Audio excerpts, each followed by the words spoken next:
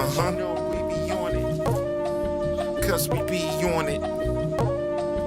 Yeah, so check it, yo.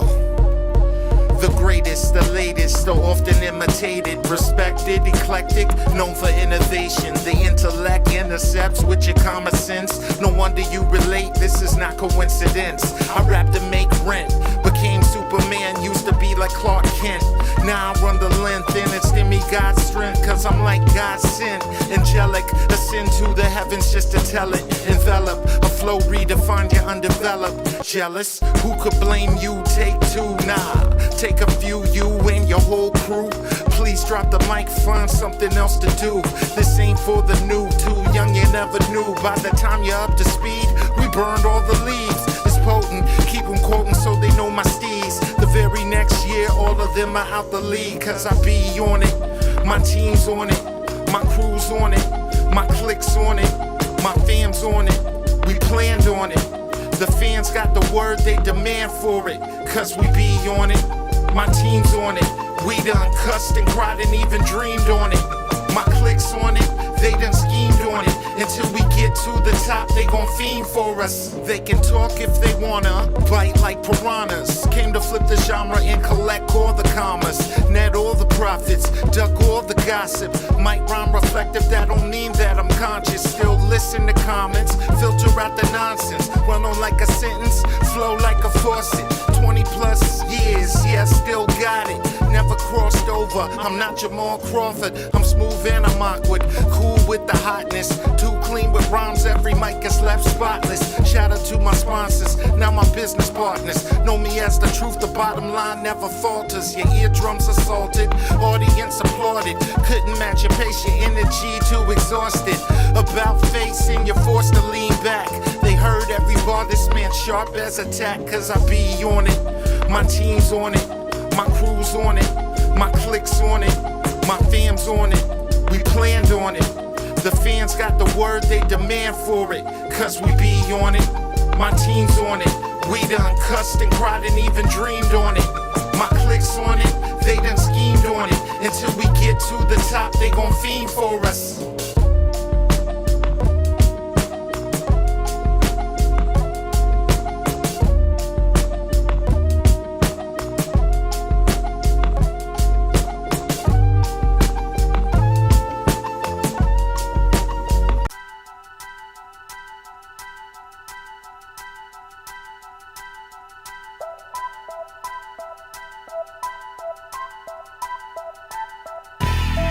On the track, rated R. It's the effing. When the chickens come home to roost, and the truth didn't know who owned the juice, they been lurking. When we were in the studio working, the first things for sure, second things for certain. On the track for the hurting, punchlines landed, highs an epic height while my eyes stay slanted. Still taken for granted, damn hill boys harder than granite.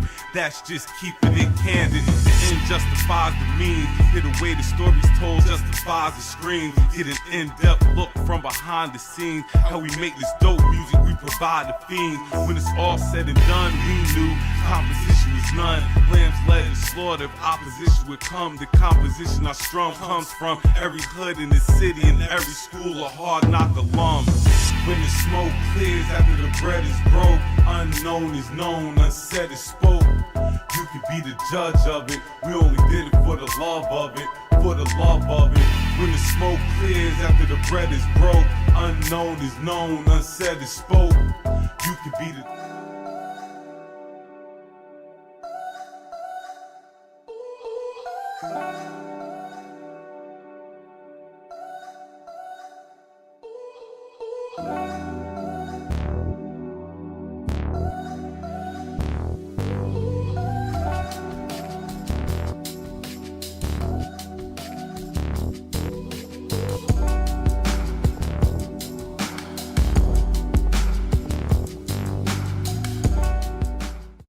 Hey, y'all, I got a great new album in the mail today.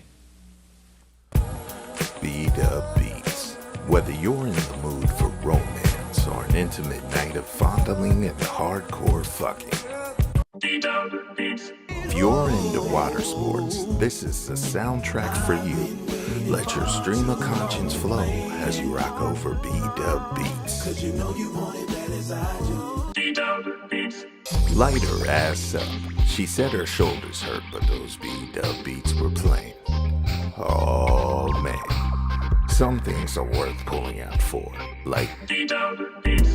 Hear the beats that made Florida Evans drop the punch bowl.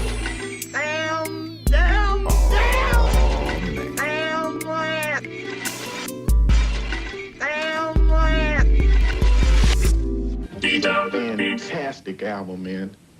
Let me borrow it. No, my brother. You've got to buy your own. North Carolina is my home, here where the Smokies rise.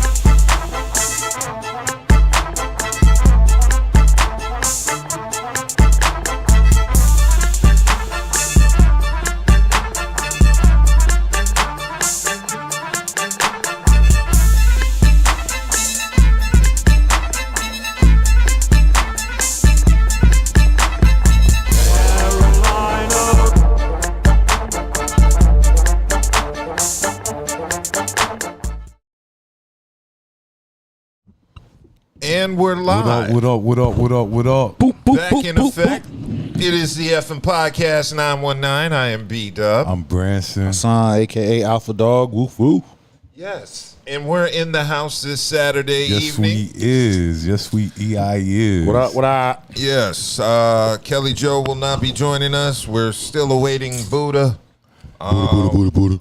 Yeah, we don't know if he'll show up or not. He just pops up sort of like a I'm spirit. sure Buddha will be here, but we thank anybody who's tuning in tonight. We appreciate it. Like, share, comment, subscribe. Yes, hit that on YouTube. in there.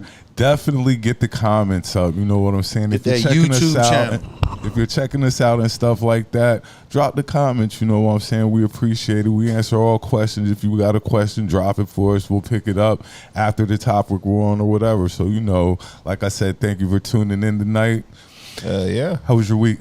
Week was stressful. Now Hot. I think about it. Hot and stressful. Hot. Yeah, it was stressful. Damn. And was there a tornado that came through? Because I swear something hit my neighborhood that was pretty bad. I don't know about a tornado, but I know my power got knocked out. Yeah. Monday? Was it Monday? There was a big storm either last Sunday or last Monday. Yeah, you know how the that summers knocked is. the power out. Them We pop need up. the rain, though. Yeah, It's we so definitely damn need the hot. rain. Stage 2 drought, so we Crazy need all hot. the water we can get. Yeah, it'd be crazy hot. Yeah. So we're going to start off with our usual shout-outs. We are going to give a shout-out to Ethan Fancy. Shout out. For all of your adult beverage snacks and needs. And then there's Dank Drinks. Dank drinks. The dankest of drinks. Shout out. After that, there's Crimey Dealers. Crimey. Very crimey, very dealerish. Shout out. And last but not least, the local food plug. Please eat responsibly. Shout out. Now, I got to give birthday shout out. I got to give a birthday shout out to my nephew, Buddha's youngest. Oh, Yimmy. Yams had a birthday that just How old passed. is Yams should be Like 12. 11. 11, 12. Yeah. I feel bad because I don't know exactly, but 10, 11, somewhere around there. But yeah, happy birthday to the youngest of the Hill Boys, you know what I'm saying? And then I like to give a shout out to Pounds, give a shout out to Third, give a shout out to Rated R. Those are people who watch the show on a regular basis. I thought it was their birthday. Nah. They just watch the show, you know what I'm saying? And you give shout outs to people who make themselves known, especially the ones who support us. So I just want to give a shout out to Charles. How old is my nephew? 13. I said 12. You weren't even. Nah, I wasn't. No, I said you were the closest. House full of teenagers, you know what I'm saying? So shout out the youngest of the Hill Boys. I love you know what I'm saying? 3 teenagers. I called Buddha on his birthday like he with his grandma. So, you know what I'm saying? He already knew what I was calling for. But definitely shout out the youngest of the Hill That's Boys. 3 men in your house you Yes. got to put hands on. Yeah. They're at that age now where they're going to challenge you. Right. Smell themselves like. Yeah. I hope you're in the gym, Buddha. While we here, you know what I'm saying? And y'all were really showing out last weekend. Were we? No, not y'all. Oh. But in the city of Raleigh, last week, July 4th, that was last weekend, right? Yeah. Y'all showed the fuck out last weekend. Actually, it's been going on social media, so they should have known it was going. Teen Takeover has been going on social media all summer long. So they should have known it was going to happen. Well, look, they're about to put y'all on lockdown. Yeah, they got a curfew. They got a curfew coming. They sure do. Y'all showed out last weekend, and they showed out down on Glenwood. They were showing out all over. It was one 16-year-old. They charged him as an adult. He had a gun. They wanted fireworks up there near Durham. Yeah, they look. Y'all showed out last weekend, and not in a good way. Y'all showed y'all asses last weekend. They gotta be under surveillance now. They got curfews. They can't hang out. They brought it on themselves. Yeah. But like I said, I don't. Again, it was intentional because it's been going on. It's a social media trend, TikTok trend that's been going on all summer. So every city has been experiencing this. That was just like, I don't know. I'm sure y'all saw the video of the kids jumping on the police officer. Police? Oh, I didn't see that. I saw the squirt. I saw the one in New York. They was squirting her with it. Nah, they jumped on the white lady. Jumped on her. No, I didn't see that. Jumped y'all teenagers. Y'all teenagers, y'all are out of control right now. Just giving my 2 cents. Like, y'all are completely out of control, disrespectful, all that. Y'all got to tone it down a little bit. They got to be in the house now. Yeah, they definitely got to be in the house now because Raleigh is instituting the curfew in August. Well, yeah, but it's in August though. Summer over with. You mean I can go to the Fenton in peace? To the who? The Fenton, that new spot in Cary. I ain't never heard of it. And on top of that, what did that carry into the fair? Yeah. Well, they gotta be with parents, so. Yeah, so that's they cannot be on the fair by themselves. So parents can't drop their asses off, mall, all that shit. That's going to have a big play on the fair this year. People actually can go out and might be able to have a good time at the fair. Like, we'll see. You know what I'm saying? But you saying we didn't have a good time when the young kids was running around the team? We didn't hear nothing last year. I didn't go. I'm not saying you're not having a good time. I'm just saying, it's a good chance of some foolishness popping off when you got a bunch of teenagers running around. Now, I'm going to play devil's advocate right quick because of course I got to. That's, we not going to act like when we came up that we ain't got no foolishness neither. We ain't getting no fights. The only problem is now is social media. No, it's social media. We fought. Niggas had guns. No, niggas had guns too. But we weren't shooting. They weren't shooting like that. Let me tell you, we fought. We fought everywhere. Hands were thrown. And you see the dude again. Yeah, but what I'm saying is until you get tired. Right. All right. I get you. Boy. But what I'm saying is the antics that they was doing, we've done as well. The problem is they have social media. We didn't. So when shit happened, it happened there. So when it hit the news, the newspaper, it only hit in the city, in the state. Now that shit travels all over the country. It get virals. It go viral. So that's that. It seems like when we see something now, it's like, oh my gosh, you know what I'm saying? But let's not forget, half our asses did the same shit. We met up with other people at the movie theater, at the fair, at the football game. Well, not me. I played football. We caused our fair. Yeah, that's why. That's what the chaos now is Me personally, I don't see the difference. I see the difference. The only difference is they got social media. We did. No, more people get killed. That's the difference. More kids are dying. More kids are seriously, dying. they're shooting.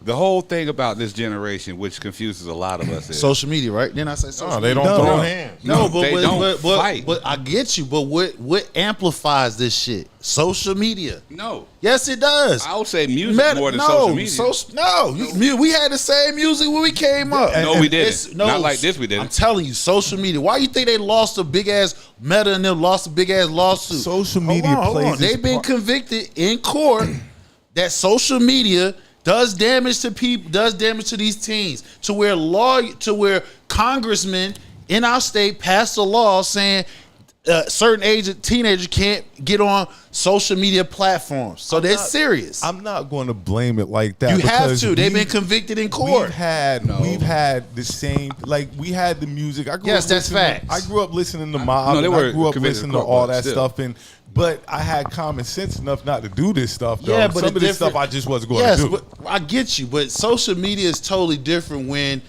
Why people every time, even when somebody's in trouble, somebody's about to harm them, the first thing they do is pick up the phone and record. That's the first reaction everybody does now. Whether your life is in danger or not, they're gonna record. Lady had a damn white woman all up in her face, spit on her. She had record, bitch. You know what I'm saying? So again, it's everybody's so entrapped of wanting to go viral. Wouldn't that be more so for safety though? Isn't that like for like safety and documenting what's going on? But are you gonna be alive to even get that shit to him? I think you getting away first, safety first, then document. I'm gonna ask this question: When you were growing up, do you remember kids dying like this? Now kids were dying, yes, but we're at this not at this rate. I'm gonna say this again: the difference is social media. That is a big ass thing. They went to trial behind this shit. They've been found guilty of causing teenagers to do self-harm to themselves. They are mentally fucked up behind social media to where we have laws being created that certain age groups can't get on these platforms. So this is a fact. That's the difference between now and when we came up.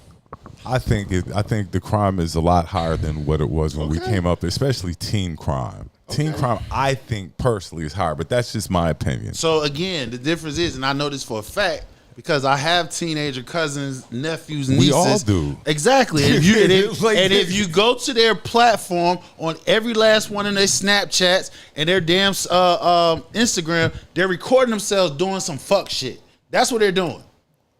That's the difference. So they posting this shit, hoping that you even got niggas that's beefing with each other on Instagram. But that's different though. That's the reason why it goes to what he's saying. What both of y'all saying, talk about teenager death is higher now than it was when we came along. I'm not attributing that to social media. I'm not you don't have to. You don't have to. I think what you're attributing to is more so like self-esteem and trying to be liked and all that stuff. But that's different from social media plays a part in it. I mean, you have to. If they went to trial behind this and been found guilty, if laws is being created all around the country to prevent teenagers from getting on these platforms, what that mean? That means the social media platforms is doing harm. Because if not, they wouldn't have been found guilty. Nobody's disagreeing with that. Okay, I'm not disagreeing. So that's what's heightening. All I'm saying, I don't think that has anything to do with them grabbing the switches and the spray goes. I believe the music plays a heavy part in it. We had music the same way, bro. That was ratchet. That was motherfucking saying shoot 'em up gangs. All not like shit. this. Yes, the fuck we did. Not heavily promoted like this day and age. No, we didn't. It's the same thing. Like I said, the only difference is social media. Okay, I'm gonna ask you a question. When we talk about the music, we didn't have drill. Like they have kill music. We didn't have kill music. Gangster yes, rap. yeah, gangster rap, nigga. Rap. We had but Brother it was Lynch shit. We and talking. hardcore and all Yeah, that we shit. talking about. But how big was that? That was big. Brother Lynch wasn't big like that. No, you got Ice Cube in them, the Lynch Mob in them. They talking about. NWA. But they were. But that's something different. They weren't out here talking about drill. They were They're talking about community events shit that was in the happening on neighborhood. streets. They talking about gang violence that's going on in the hood. This is different. But you're saying they're talking about these are guys who are committing these acts. And some of the niggas that was rapping coming up, they were committing acts too. But I think so. We gonna forget about Chi Ali. My man just got out. What's my man? It's a bigger portion than it was when we were coming up. Because we didn't have a platform to blast it. So it goes outside our city, outside our state, across the fucking country. We didn't have that shit. That's the difference. It was called radio. Radio did not play it like how social media. You can pick up the phone, record something, share it, and depending on your followers and whoever else, it gets shared thousands of times. That's different, bro. I'm still trying to think of who was the most, as far as like, because I'm just thinking about most of these acts these kids I listen to nowadays. YB, just these overtly angry. Everybody's strapped. Everybody talking about they strapped up, ready to, clapping everything. Active switches.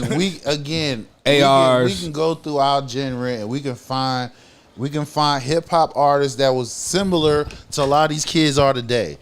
I'm gonna say this and I'm gonna stand on it. And there's no wiggle room around it.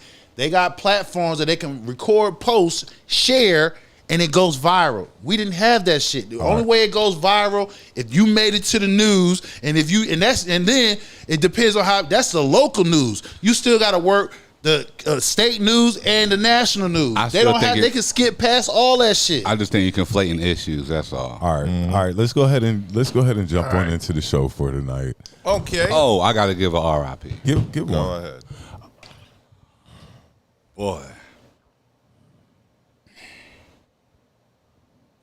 To my Champagne family, my deepest heartfelt condolences goes out to the Champagne family. My brother Champ, my sister Christy, I know y'all are reeling right now. What are you? You haven't said who. I'm still waiting to hear who. Their little brother Steven just passed the other day from a seizure. So again, to the Champagne family, I know you've been reeling since the death of Bam years ago. Then with your father, you know what I mean? Now with your little brother, I just want to send my biggest heartfelt condolences. Condolences to the family. To the Champagne family, yo. I have to. Yeah, I have to. That's crazy. All right. Yeah, so R.I.P. R.I.P. Okay, let's go ahead and get into one of our main topics because Summer League was popping this week, and one of the biggest performances. What? You want to do sports? The bigger topic is Nolan. Because you didn't see the. All right, go ahead. No, go. No. All right. Okay. What is it you were talking about? I thought we should start with Nolan. I think that's the biggest story of the week. You know what I'm saying? And Nolan Wells. Yeah, I think that we owe to talk about that first because of the gravity that is surrounding this situation. You know what I'm saying? It's a lot of questionable things that play in this situation, and it doesn't help that the situation is taking place in Mississippi. You know, all those things, you know. It doesn't help that it comes on the heel of another high-profile case of Carmelo Anthony out in Texas, where you got one situation, a black boy protect himself, he got 35 years. Another situation, a black boy goes with a group of white friends and doesn't come back home. Yeah. So as black parents, I know me as a black parent, I have 3 girls, and I tell my girls, do not be the only black person in the group. I give examples. You know, it seems like some parents, they move out of the hood, they move in a nice neighborhood, and they seem to lose focus of you are still black at the end of the day, and you're going to still have people that doesn't like your color simply because. And what's even more striking about this case, the kids that's involved, one of them has, their mama's a judge supposedly, and I think, and what happened in Carmelo Anthony case, brother, cousin, connecting to law enforcement. Mama know the judge, and lost a sense of, you know, make security. And then, like I said, the young man goes with his group of friends to this Horn Island that was supposed to, and they leave him. And then what's even more crazy, everybody, all the families that came back home, they had dinner.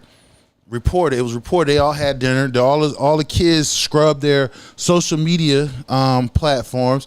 They even had Nolan's phone and scrubbed his social media platform, Snapchat. Mama concurred that because she said he never does that. I won't sit here and say because I don't know if it's racist or not. But my one thing is this. I mean, yeah, but you know, he goes out with a white. He goes out with all white group. He's the only black guy. Let me speak. My biggest thing is friends. You go out with your friends as a friend group. If we all go together, we all come back together. As a friend group, you know what I'm saying? I understand, you know, the white and the black side of it, but just as friends. If we're friends, you see what I'm saying? We all go out. All four of us go out. All four of us are coming back home together. I cannot explain bringing back something of one of the people that I went out with, bringing back their stuff without them. How do you explain that to somebody's parents?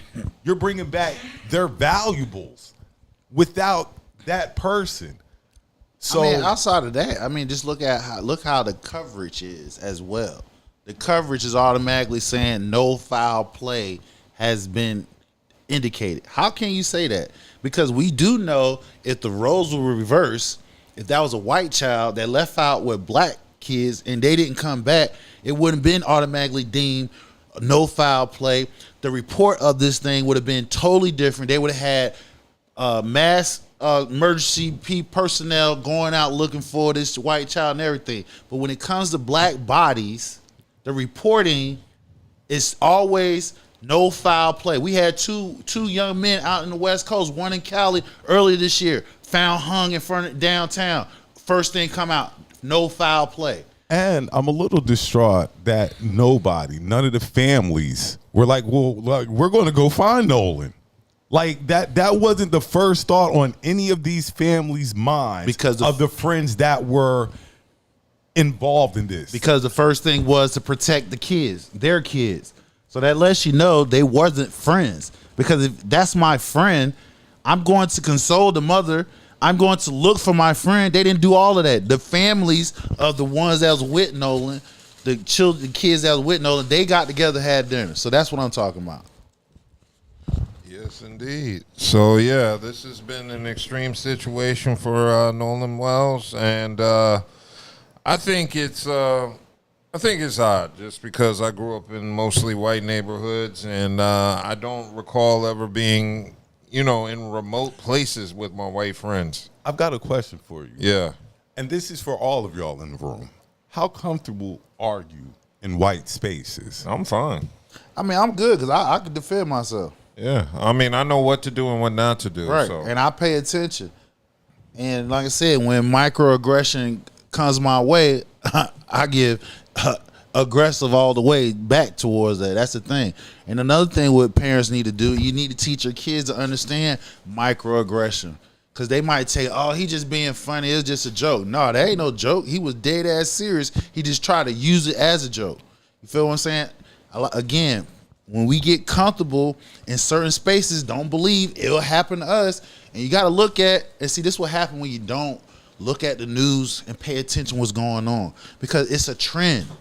We have a lot of black kids that gone, just say the last we got half the year gone. We got 3 high-profile cases right off the top when it comes to black bodies that's being no concern to this. And as a black parent, just any black parent, if our kids have a white kid with them, he first and foremost the priority. We ain't going to lose sight of him.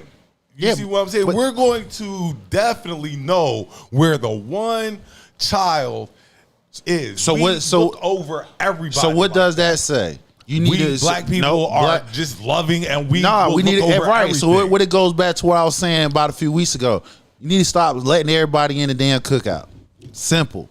You need to start gatekeeping because a lot of these motherfuckers. But they were at the cookout. No, he went to there. What is it? A river? But that's ride? The thing. But see, my thing is, and this is where I'm looking at dad, especially granddaddy. You feel what I'm saying? Like, I will make sure my presence is felt. When my girls had issues, especially somebody bullying them in school, I make sure them teachers know what time it is. Like, listen, if my daughter, we got a check and balance system here. If she gets all the way to here to where y'all got to call me, that's because y'all didn't do y'all job. Simple as that. What you got to say, Buddha? It's just sad, yo. Cause I tell you all the time, they love Yemi. Mm-hmm. Everybody loves Yemi. Mm-hmm. That's Yemi. That could have been Yemi. It could have been. As simple as that. Like, oh, Yemi hangs out with that crowd. what? I mean, dude, Bruh, you got to understand the space that he's in. Yeah, like this is more, and I don't want to say it's a racial thing, but it's definitely more so like those could have been your real friends. So why? Okay, can't they? but why? As go ahead. And Brandon said it best. Like my parents used to always tell me, whoever you leave with, Who going home with? y'all going back together. Like, you're not leaving without them. You're not going somewhere and leaving without said person. Right. Especially but this at ain't that got nothing to age. do with us though. It's us. No, it's us allowing our kids to go with their friends, and we don't know whether the parents think how we're thinking. But I know how the parents think, though. Say what? I know how the kids' parents think. As far as Jimmy's friends. So that means that means you personally you interact with the parents. Y'all have an understanding. See, I don't think that Nolan Wells' parents. No, his mama and the judge of the other kid, they know each other. They grew up and went to school together. That makes it even more wicked. And like I'm saying in general, yo, that could have easily been Yemi. All these, and I don't know what their dynamic was, but I know like as far as Yemi's friends, they invite him over. They've taken him fishing. They've taken him to the beach. They want to take him camping. They want to do all the, the outdoor shit. Did y'all see the video? They want to do all the outdoor shit. But that's the thing. As of right now, how the culture of this country right now, it's highly promoted to be racist, and you're not going to get nothing done to you. So we cannot, as black parents, get caught up and be comfortable. Because this lady knew this lady, they went to school together. Man, fuck society. I ain't worried about that. You can't say fuck society. Yes, I can, because I'm not. Wait. You can't say it, because anytime they decide they want to tell me what I can't say about society. Yes, I am. Fuck society. I am going to say it. Because that. if you might say fuck society, they're not saying fuck society to you, because if they decide they want to change up any given moment, you won't know about it. And that's if you do not the community that I'm involved with, then. That's what I'm saying. Okay, you going to cut me off to tell me I can't say fuck society? No, fuck society. Just like how you just cut me off and say fuck society. I was in the middle of my shit. Yeah, I just said how you was in the middle of shit. I just sat here and Go said. ahead, son. Go ahead. What I just said. I want to talk about Yemi going out with his white friends. Go ahead. Right, and what I just reiterated, this woman knew this lady since they went to school. But does that mean they're cool because they went to school together? Obviously, it was cool enough her son going out with her. Obviously, it was cool enough her son went out with her. And this is what iterated what he said. What he said is fuck society. Yeah, you can say fuck society, but as of right now, how this country is being promoted from top down, it's cool to be racist. So if we as parents sit here, drop our guard down because this is what we've been around for X amount of years. That woman, from what was being reported, they've known each other for decades. A person can change. That's how you know this wasn't an accident. Say what? But how do you know it wasn't just an accident? I'm just saying, like, you coming back with his phone. You erase his shit. You erase all your social grimy shit in general. Yeah, but that's what the parents told him to do. Nobody does that shit, bro. Who the fuck does that shit? Your best friend is missing. Your first thing you do is erase all your shit on social media and his shit.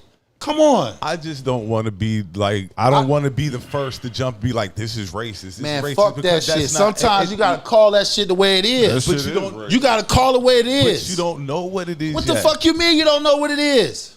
You don't have to. You don't. You don't have to. You know what it is. Then you say I said, but you don't have to. If I'm sitting here saying you have an administration that's promoting racism. If you got countless, since this nigga been in office, countless of black bodies has been killed. Even kids going on trips and don't come back, and nothing happened to the perpetrator. What all the parents get? Fucking money. That's their justice. So we up here as media talking about, oh, we don't want to say if racist got to do with it. Yes, the fuck it does. It's in Mississippi, nigga. It's in Mississippi, nigga. And we just saw somebody in Texas protect himself. I broke down. It's in Mississippi, and it is white and black. But I don't want to be the first to jump to conclusions. You ain't the first. It's already been said. You ain't the first. Just get in line. I don't want to believe certain things. You don't want to believe. That's the problem. You don't want to believe. Has anything been said yet? Don't have to. What you? I just said their Instagram. It's too many. It's too many suspect shit right. going on. And if I'm your friend, you're not doing all this shit to clean your ass to save your ass. If your parents are telling you exactly what to do, you're gonna do it. All right. So like I said, while you sit here saying I don't want to believe race got something to do with it, the fuck it does. It does got something to do with it. Cause they ain't going to talk to that woman since that boy been missing. That's supposed to be our friend. And nobody knows shit. Nobody know a goddamn thing. You got celebrities taking his body to another medical examiner in D.C. to get a second autopsy because they don't trust the first one. And you said it ain't got nothing. We don't want to put no race. Got something to do with every fucking thing, bro. Everything. He does have a point there. So yeah, everything is very suspicious around Nolan's death. This is just proof of be careful who you hang around. I really don't know what to say because I've never been anywhere remote with my white friends. I've never been to the woods. I've never been to the beach. Yeah. The river. Nowhere around water. Everywhere I went with my white friends was like public areas. Place. Exactly. Yeah. Restaurants, movie theaters. Football games. Yeah. There's never nothing secluded where nobody can say shit. Exactly. But you grew up where? I grew up in the suburbs. And I grew up here. In the city, and the rest here in North Carolina. But nobody grew up in the country. That's what everybody's saying. This is what everybody's saying, right? Yeah, it was country in my area. I mean, it's country in every state. It's a country in every state. My question was, nobody grew up in the country. In the country where this is what they do. This is the country shit that even then you have parents that make sure like, hey, you make sure it's a check and balance system. They don't let their kids freely go out with an all white group, even though it's in the country. Now that's facts. Yeah, got a point. I mean, like I said, I've just never been in this situation to know. Yeah, people is getting too comfortable because they're in nice neighborhoods and you have a few good white families there, but you got. So let me ask you something. So I'm glad we're on this because obviously I'm missing something. So am I supposed to treat every white person like they're the devil? Nobody said you supposed to. No, because that's what your approach is. So I'm asking you. That's what I'm asking you. No, you asking me, I'm going to tell you what I'm saying. Am I supposed to treat white people like they're the devil? What you're supposed to do is, whoever you met, you got to reinvestigate them niggas. I just asked you a simple question. Yes, you're supposed to re-examine everybody that you've been around. I asked you a simple question. I just said yes. How many times you want me to say it? Yes. So I got to treat all my white people that I know as the devil. Everybody gets rechecked, nigga. Shit. Everybody gets rechecked. Yeah, so you putting your precious jewel, your children, in their hands. So yes, everybody deserves to get re-examined because I need to know, make sure my motherfucking kid come back. You automatically know. We know we're gonna make sure their kids with us. There's nothing automatic, especially about this situation. There's nothing automatic. Meaning, even if something happened out of their control, you're coming to me. You're gonna talk to me. It ain't no huddling up with the other kids' parents. You're not scrubbing shit. We're not huddling up having dinners, and you haven't talked to the lady, and y'all supposed to been friends for decades. That's what I'm talking about. And what happened is, like I said, you're getting too fucking comfortable. People getting comfortable because they live in nice neighborhoods and acting like that one is not there. We need to put this nigga on in a fucking news. Just swear everything he says anchor. Gospel, we need to put an anchor on. We need to put this man as a news anchor. These are subjective opinions. We all have subjective. You're right. So who said my opinion was? Who said my opinion was law? The way you say no, it's just because you get louder and louder, and you want it to be truthful. The way you but it doesn't matter. Relaxed saying, I'm not going to put race on it when race is clearly on this shit. That's playing soft. So be relaxed. No, nigga, that's for you to put on it. That's the problem. That's why that young man dead right now, because niggas is relaxed. That's the problem. Is that That's the why he's problem? dead. Is that He's relaxed. It's relaxed because his mama trusted a friend for over decades, and somebody within that group took her boy away. So now that's what she got to live with for the rest of her life. Her son is gone. That is true. If you niggas ain't even about to go to war about your kid getting taken away from you, then you need to be on point about this shit. They don't even know what happened.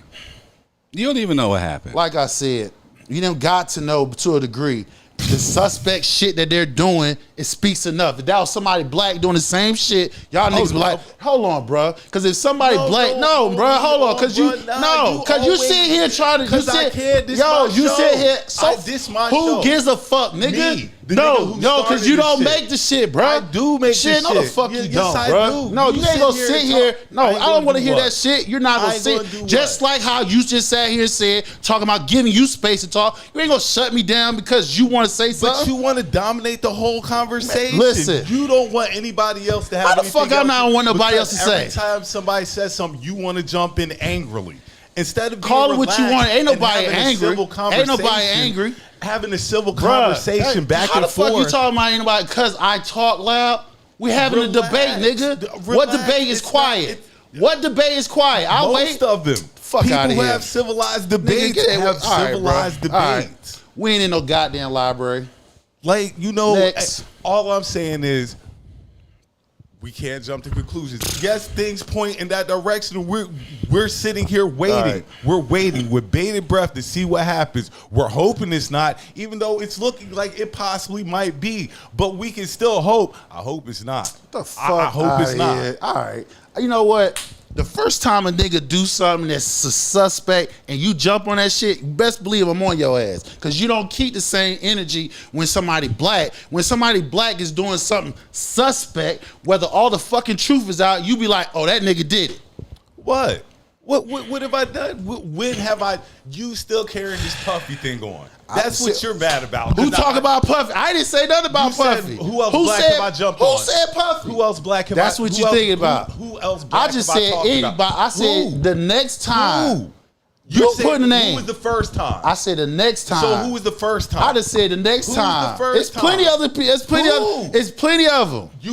It's plenty of them. You Tell name. You jumped out there. Tell me. Told who? on yourself. I got on Puffy. Now who else? It's other people. proves my It's point. it don't prove shit, bro. Because I can go back. If give me time, I'll tell you what. You I just don't said know, it like nigga. You know for sure. I said what I said was the next time somebody black does something suspect and we don't have all the facts, but they point out some suspect shit. You're like, oh no, they did it. I'm gonna keep the heat on your ass. That's all I'm just saying. Who was the first time? You jumped out there and said punch. You said up there. Time to get to You a done next it plenty of time, times, it's bro. gotta I be said a first anybody time. black that we talked about that done some suspect shit. Anybody who watched the show, go through it. You'll see it. Okay. Cool. Well, I think the main thing we can learn from this situation is be cautious about who your children's friends are and who they hang around, because there could be another situation like this. So I think we should learn from this situation and vet the parents and the children a little bit more cautiously. That won't really change anything, because like I was trying to say originally, you know, the people that Yimmy's around and surround himself around, you know, they all supposed to be Christians, but you could never tell somebody what or how they're going to act at any given moment, yo. Like there was no Christian. way. Huh? Do they go to church every Sunday? Yeah, and it's a Christian school. Oh, I wouldn't. Yeah, right. You know what I'm saying? That did some of our slave masters, right? They was Christians too, right? They killed slaves. They was Christian too in the name of God. Yeah. Come on, white nationalists, white Christian nationalists, in the name of Jesus, right? Come on, man. Are you happy now? You got to interject while I was trying to give my. You already other piece? interject before I said anything. I'm just saying in so general. I don't do wasn't that. talking about no crusaders Okay. and all that shit, but we can. But that's why I was asking, like, how do you approach white people? Am I supposed to treat them like they're all devils? Like, 'cause that's not life. Yo. However you do it, that's how you do. But what I'm saying No, is, and that's this just is not what- life. And that's why I was trying to say, like, there's no way you can just say that because these particular white people, like I said, if their parents have already told them what to do, you're not going to disobey your parents. They're trying to keep their child safe. Whatever happened, happened. But they're trying to keep their child How the fuck safe. that's safe? Yo, how the fuck that's safe that the parent telling the kid To go scrub everything? Scrub every damn thing. Yeah, they're trying to, whatever happened, they're trying to keep them safe. You just proving my point. Why, I'm not proving anything. Proving what I'm telling you is people are going to do what they can to protect their children, white or black. So you, white or black. Okay, I'm going to speak on my part. We know. You got that right. You damn right. We're circling back to you again. Go ahead. Okay. Well, you sit here, we circling back to you and what you talking about. I never finished. And you interjected. This man right here interjects you first, and I just came behind. You interjected first, and then y'all went on your tangent, go ahead, man. Tangent about who's this and who did that, and when he jumped out. Your point, man. I'll never get to it. All right. I'll never get to it. Okay. My point I'm reiterating. Doesn't matter how long you've been. Hassan said, "Treat y'all like devils." I don't give a fuck. Fuck what you say. This is what I'm saying. That's what you said. This is what the fuck I'm saying. That's what you said. No, I'm telling you what I'm saying. It doesn't matter how long you friends with somebody, nigga. If your fucking kid going out with them and with this how this country is moving right now, you need to know who the fuck your kid going around, and you need to have checks and balances with your kid to make sure they come back home safely. Fuck all that getting comfortable and shit. Cause this lady here, like they reported, been going to school, grade school, college with this woman. And what she did, her instructing her kid to keep him safe, covering up something. But y'all go ahead though. Yes, indeed. Well, we're gonna send a prayer out to Nolan. And hope they get to the bottom of it. They got Ben Crump on the case, so you know what it is. You know Ben Crump on the case. That nigga only pop up when some and shit Al go left. Sharpton was there. So yeah, they got everything. They got everybody there. We're going to see what happens. Yes, indeed. We're going to see. All right, let's go ahead and move along because, as I was saying previously, Summer League is in the air, and the best performance from Summer League so far has been Bam Adebayo, currently going at former teammate Tyler Herro. I was a little shocked at this. Bam Adebayo punched Tyler Herro in the face, and not only do we know why he did it, but we also know what happened every single second leading up to the punch. The official report is Bam Adebayo and Tyler Herro got into a physical altercation in Las Vegas on Friday in which Adebayo struck Herro, and you could actually see a mark underneath Tyler Herro's eye as he was walking into the Bucks Heat Summer League game. And Shams officially announced that there was a strike to the face area, and this is what happened every single second leading up to the moment Bam Adebayo punched Tyler Herro. The incident took place at a gym inside the resort's World Casino in front of Herro's AAU team. Bam Adebayo walked onto the courts and Tyler Herro said something to him. We don't know what was said. Adebayo proceeded to walk over to Tyler Herro and without hesitation punch him. Tyler Herro's AAU coach confronted Bam Adebayo and Tyler Herro yelled at his former teammate while being escorted out by security personnel. Both players left the scene on their own, and Tyler Herro appeared to have a small mark under his left eye during the interview, which occurred shortly before the news of the altercation with Adebayo emerged. He had it coming to him. If you don't know what he said, let's revisit, shall we? It's an MF for making $60 million, but they worried about me and what I do. You should get paid $60 million to be a top-tier defender on some nights? I'm just wondering. I'm just saying, should an elite defender be making $60 million a year? Answer that. If I'm healthy, I'm the one who needs help. Who did Cleveland prioritize taking away in the playoffs? When I'm healthy, I need help, not the other way around. These are all about Bam Adebayo. Tyler, you shouldn't have been talking shit. That's the easiest explanation for you getting touched up in Vegas. You said too much, bro, about your ex-teammate, somebody that was supposed to be your dog. Y'all on the same team, you're supposed to have each other's backs. This is why you always leave or walk away respectfully. When asked about the altercation, he said, my comment is no comment. Yeah, so beef is real in the Summer League right now between Bam Adebayo, Tyler Herro. Didn't I tell you that nigga? I knew they were traded. I had no idea it was this deep. I told you. Even that fucking inflated 83 points. I told you. That shit, Herro was mad because they like, yo, why I get shit? But what hurt his ass because he couldn't stay on the damn court. Yes. Damn. Yeah, so I saw that little shiner that Tyler was walking around with, and I was a little surprised. I thought it would have been more. I thought Bam would have super socked him a little more, but we don't have video. We don't know what happened. It's most likely is they had an entourage, and you know Bam armed long enough he was able to tap his ass. He gave him a love tap because it was a light shiner. If he really connected his ass like how he could have, we know based off of Herro's skin tone, it would have been a lot more purplish. But that looked like the knuckle just grazed this shit. Yeah. So that's cold because Bam stole off on him right there in front of his AAU team in the practice court. Yeah. So you think the AAU team lost a little respect for Tyler? No, because the thing about it is it all depends. It all depends how it happened because Bam could have just did one of them, somebody holding him back. You know what I'm saying? They keeping him separated. And like I said, his arm was long enough to where he was able to still tap his ass. He hit him enough because, like I said, if he got the full blown, it would have been the shiner would have been a lot darker than what it was. So that looked like somebody was holding him back, and he was able to reach out and tap his ass. Yeah, that was very, very interesting. So, I think the main difference is I don't know if you saw that meme where they had Jordan Poole and Tyler Herro, and then it said got socked.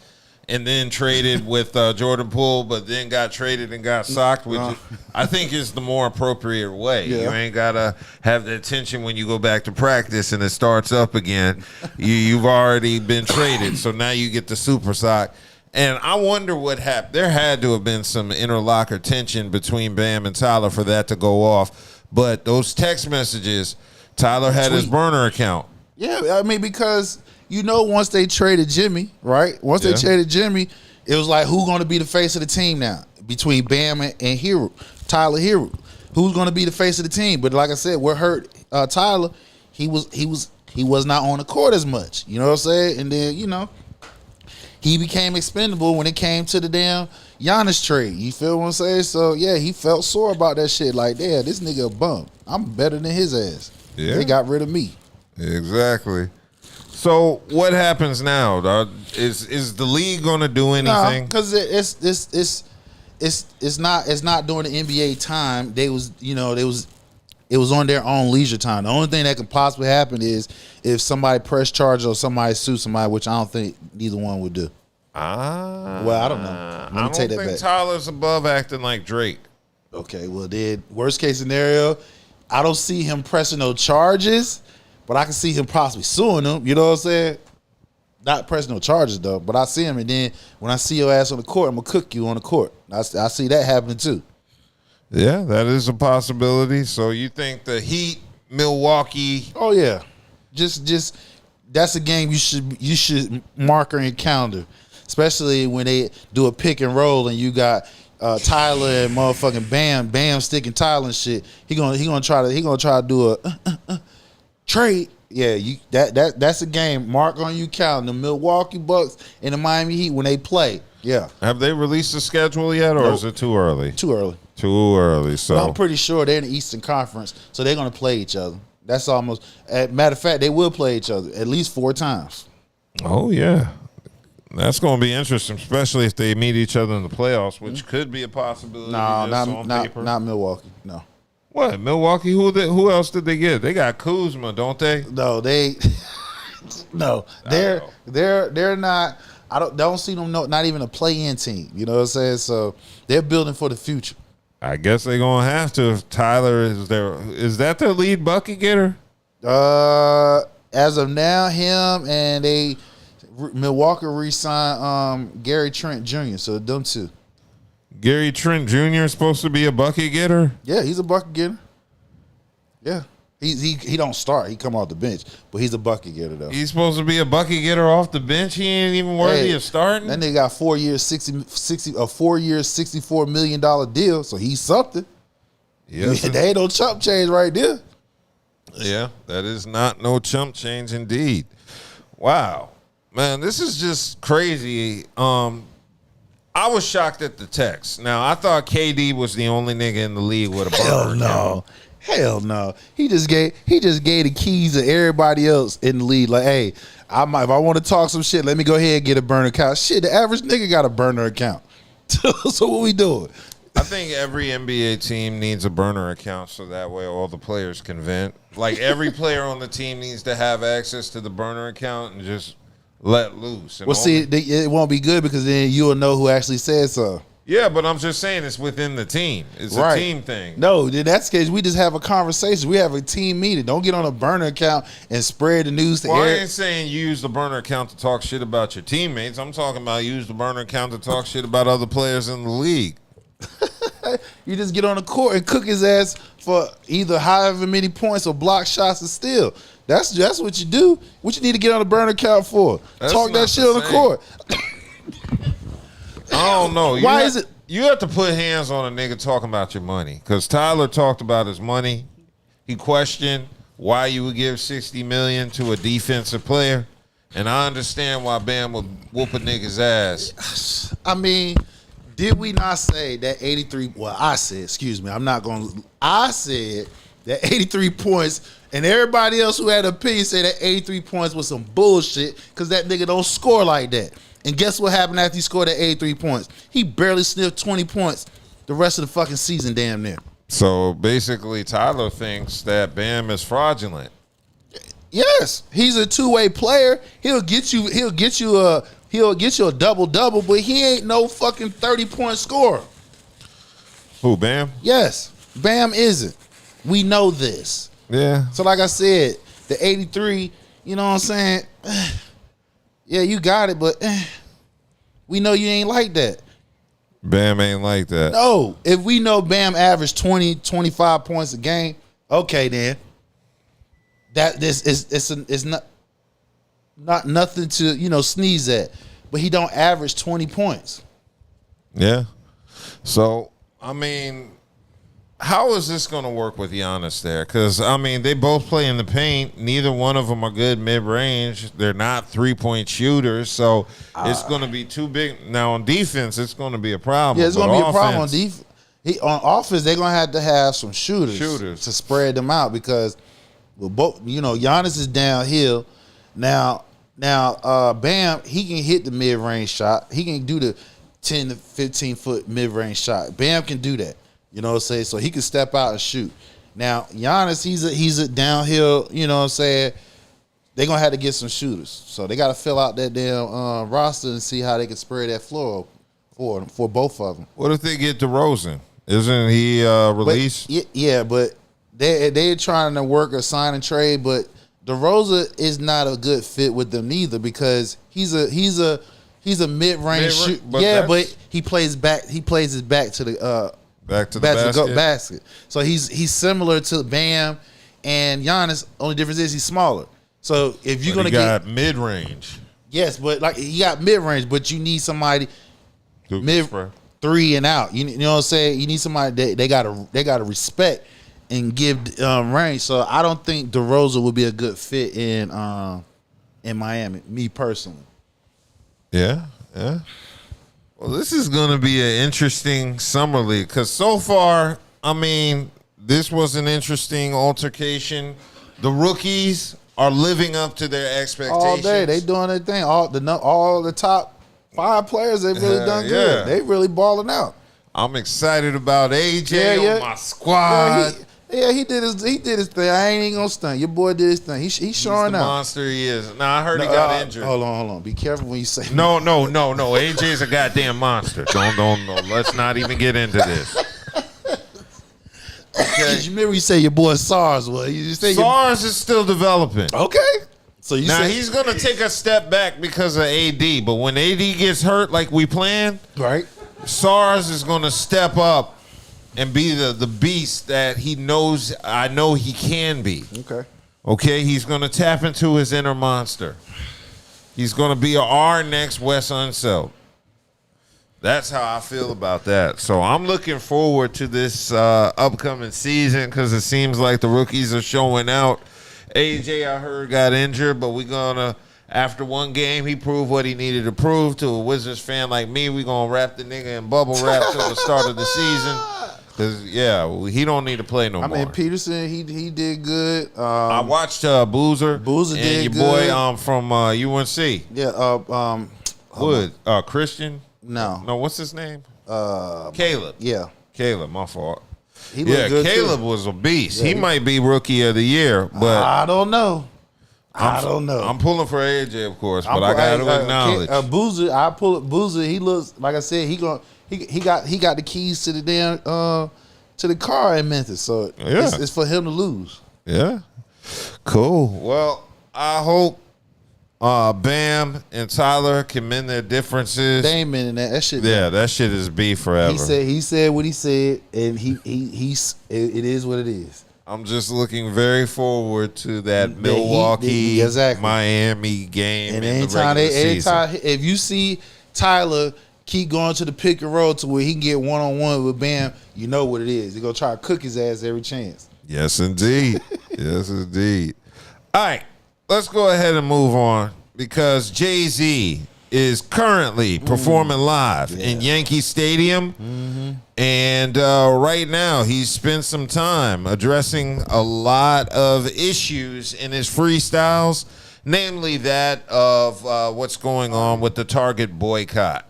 Jay-Z pops out for his first of 3 sold-out shows in the Yankee Stadium in New York City. And it didn't take long for Hope to get on that stage and respond to everybody that been criticizing his Target deal. Sold out. Yeah, I did sell out. 3 nights, I sold Yankee Stadium the hell out. I'm a Target. You ain't. Don't miss that Target. No exclusive. They only doing what Apple and Walmart did.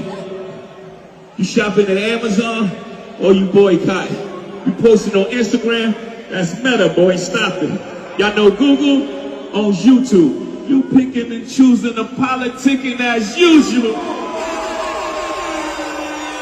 Jay-Z also goes on to call out everyone that's bringing up the whole Colin Kaepernick situation up again, being that the same people that are criticizing Jay-Z for taking on this new Target deal are the same ones that were criticizing him before for taking on an NFL deal while the NFL was at an all-time low in viewerships, being that they were going through that whole situation with Colin Kaepernick, where they eventually got Jay-Z to come in and say, we're past kneeling. They digging deep with narratives. It's embarrassing. They run out of characters, had to bring back up Cap again. Buddy took a check. I ain't even mad at him. But along with that check, got to sign a non-disparagement. I'm the one they can't control. Y'all better be glad as him. And he claims that he's the one that can't be controlled. I guess with this bar right here, he's kind of taking shots at Drizzy Drake, being that Drake is going through that whole situation with UMG where he is just not getting his way. Jay-Z also goes on to pop it and says that he's making real changes out here by changing laws, bringing locked up rappers back to their family, and putting $500 million back into his community. $500 million back in the community. That's just good math for him. I don't listen to Twitter activists. They type and I laugh at them. There's really no comparison. Y'all check my stats again. I'm bringing folks home to their family. Laws get passed because him. You can like it or not. We don't do no ass kissing. Ex-drug dealer. You might not like the packaging, but my presence is the present and my gift is rapid. Oh, shit. Yeah, so those were bars. Jay-Z's response to all the haters throwing shade at him for his deal with Target and the reissue of the 30th anniversary of Reasonable Doubt. So Jay has been taking time to address all the haters at his concert that's currently going on now. What'd you think of the bars? Nah. No? Meh to the bars? It's Jay-Z. Because number one, I get it. You're a capitalist, all right? I get it, but you're in the way. That's the whole. He's not reading the room. He think he's bigger than the program, and I'm sorry I might have to say this, but Jacob might have to find out the hard way. Yeah, you got your hardcore fans, but nigga, we in times right now that shit you talking about, no niggas ain't feeling that shit. You're in the way right now because it seems like when the people down here is trying to fight a tug of war, you know what I'm saying? Here you are, you coming in acting like Captain Save-A-Ho, but you ain't saving shit but your damn self. You feel what I'm saying? Yeah, you get up there, you sell out in Yankee Stadium, you throw out some freestyle and shit like that, but nigga, we ain't feeling that shit, bro. We got some real serious shit going on down here, and you're getting in the fucking way. That's all. Stay the fuck out the way. Yeah. Well, I'm curious to see what the reaction is going to be to people because Jay, of course, talked his shit. And he even threw out that shot at Colin Kaepernick, saying even Kaepernick took a check. What's the problem? I mean, everybody trying to get paid. Of course, he took the check because he wasn't getting back in the league. They made sure, like, hey, you might well take this bread and go on merry way because we're not letting you back in. So that was a no-win situation.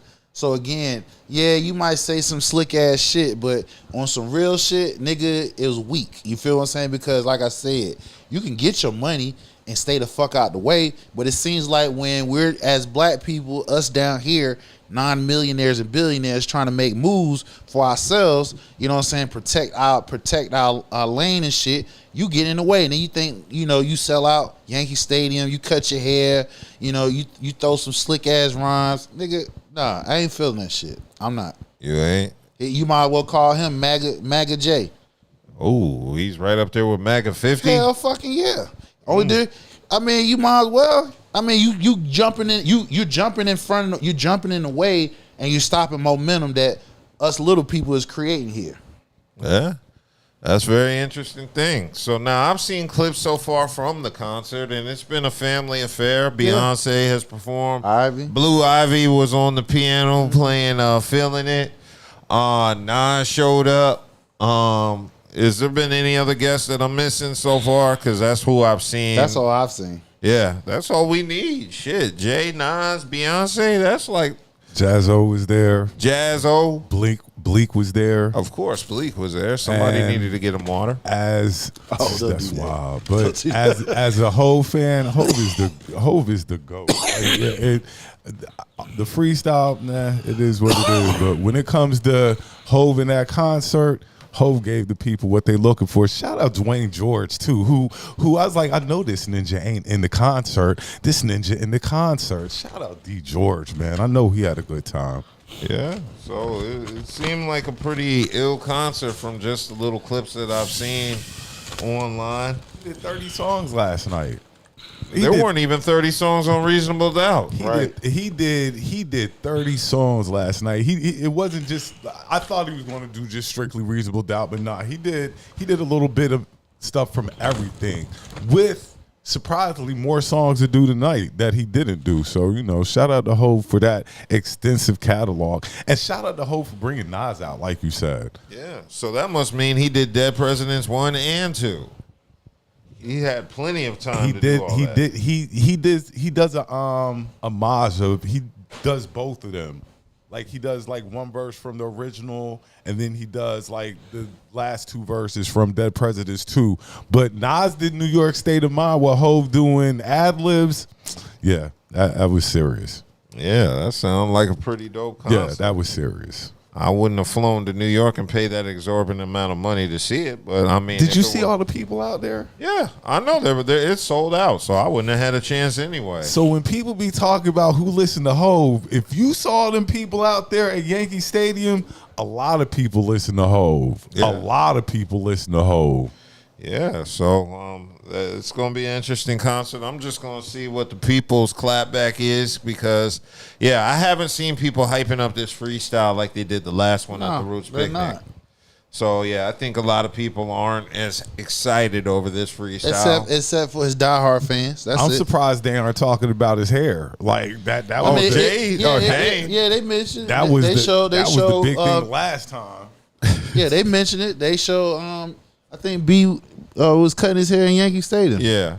I like how Dame Dash said in May. Yep. He was like, yo, this nigga Jay, I want you to go get a Caesar, cut that stupid shit off. He said, we don't want to see Heart Attack, Jay. We want to see regular Reasonable Doubt, Jay. He said, rock a New York fitted, put some Timbs on and get a Caesar. And damn sure he Jay did exactly what he said, too. They had everything down to a T. He's still listening to Dame Dash in his hatred era. Look, and then the crazy part, I wish I thought I saw the video. I sent it, but Dame was in his gear. He was dancing. That shit was funny as hell. That nigga, he said it. Yeah. Dame and this white artist throwing shots at Hov. I just don't like Dame. Dame fucked up a good thing. I mean, to me, I think he fucked up a good thing. That's just to me. Where these two men are sitting at, and Dame's always taking shots at Hov. like, I don't know. Like, Dame he's not looking that great. Yeah, well, I mean, Dame's a hater, but I mean, I think he's in on the joke. He just wants attention so he can get money to pay off his debts. That's my personal feeling. Well, he in there doing it. I think he knows he's doing clown shit. He just wants attention. He's on that Ray J shit, that Ray J stimulus package. Stay in the algorithm. Stay in the algorithm, but no matter what, say stupid shit, silly shit, hate on niggas, whatever you got to do to stay in that algorithm, you do it. Exactly. Him, Jim Jones, they all got it down pat. Did I not say this shit? The higher you get, you gotta do shit to keep Google searching your name. Yeah. And it's a shame too, but I mean, hey, that's what happens. And why is that? Social media. Damn. And people get an endorphin rush from the attention. They get their little rush from media. Fame. You see how social media have grown ass people riled up, locked in. So what the fuck you think it do to kids? Yeah. Right. It gets everybody caught up. Right. Yeah, but I mean, it is what it is. Shout out to Jay Hove. Yeah, I expect them to record this and release it once the concerts are done. Like they did MTV Unplugged. I'm sure that's coming out. They're going to have a New York Stadium video, movie, something. There is going to be something. Yes, indeed. So shout out to Jay. Shout out to everybody out there at Yankee Stadium willing to pay to see. Oh, and it is concert season. I saw Usher and Chris Brown. I saw clips from their concert. Usher with Dave Chappelle. Yeah, exactly. I saw that. You saw that shit. I saw that. So shout out Usher and Chris Brown. And I saw your boy out on tour. His tour done kicked off. Cole, he out in Charlotte tonight. Cole's tour done kicked out. So yeah, concert season is in full effect. Yeah. Yes, indeed. So let's go ahead and move on because there's been some pressing news going on for the past 2 weeks related to Big Tigger. Big Tigger's name has been in the news for dating that crazy ass, or marrying that crazy ass woman that's his wife, who ended up getting arrested this past week for some kidnapping charges related to her daughter going missing in 2019 before she met Tigger. I told you. Told you last time we brought it up. I said she got some questionable shit going on about her daughter, and that shit popped up. Oh, I've been mentioning that. But yeah, the main thing people are talking about is the footage that was captured between Tigger and his wife as they wrestled over his cell phone. Get off of me! Give me back my phone. Get off of me! Give me back my phone. You don't need it. What do you need it for? Get off of me. What do you need it for? Get off of me. Please get off of me. As soon as you give me my phone. Please get off of me. It's my phone. Please get off of me. Registered in my name. Please get off of me. Give me my phone. You're sticking my ear in my ear. Oh, sorry. Get off of me. Give me my phone. Please get off of me. You can stay right on the floor. You're a fucking manhandler. I'm not manhandling. Tigger, get off. Give me my phone. Do you not see all them crime? Bro, why did you do I'm not doing that. Yes, She you did. dropped. She dropped. Bro, you're literally stepping on her. I'm not stepping on her, Alex. I just want Bro. my phone. She can give me the phone and it'll be over. She can give me the phone and it would be over. Bro, just get over her. She's gonna give you. I'm not on her at all. Give me my phone. Get off of me, Give me my phone. D, if I was anybody else, you wouldn't be doing this. If you say so. Give me my phone. Bro, just get over her. You can buy a new phone. Get off of me! Mr. Tigger! Get off of me! Mr. Tigger, get off! I shouldn't be laughing. I shouldn't be laughing. No, it is funny, nigga. No, it is funny. It is funny. It is funny. But and this is leave people's personal stuff alone. People swear they're supposed to have access to everything that you have. Leave people's personal stuff alone. They drug Big Tigger. Big Tigger done left the radio station, all that. If this is all the evidence they have on Big Tigger, which they're going to, people try to make it seem like he was beating on her and things of that nature. No, the man wanted his phone back.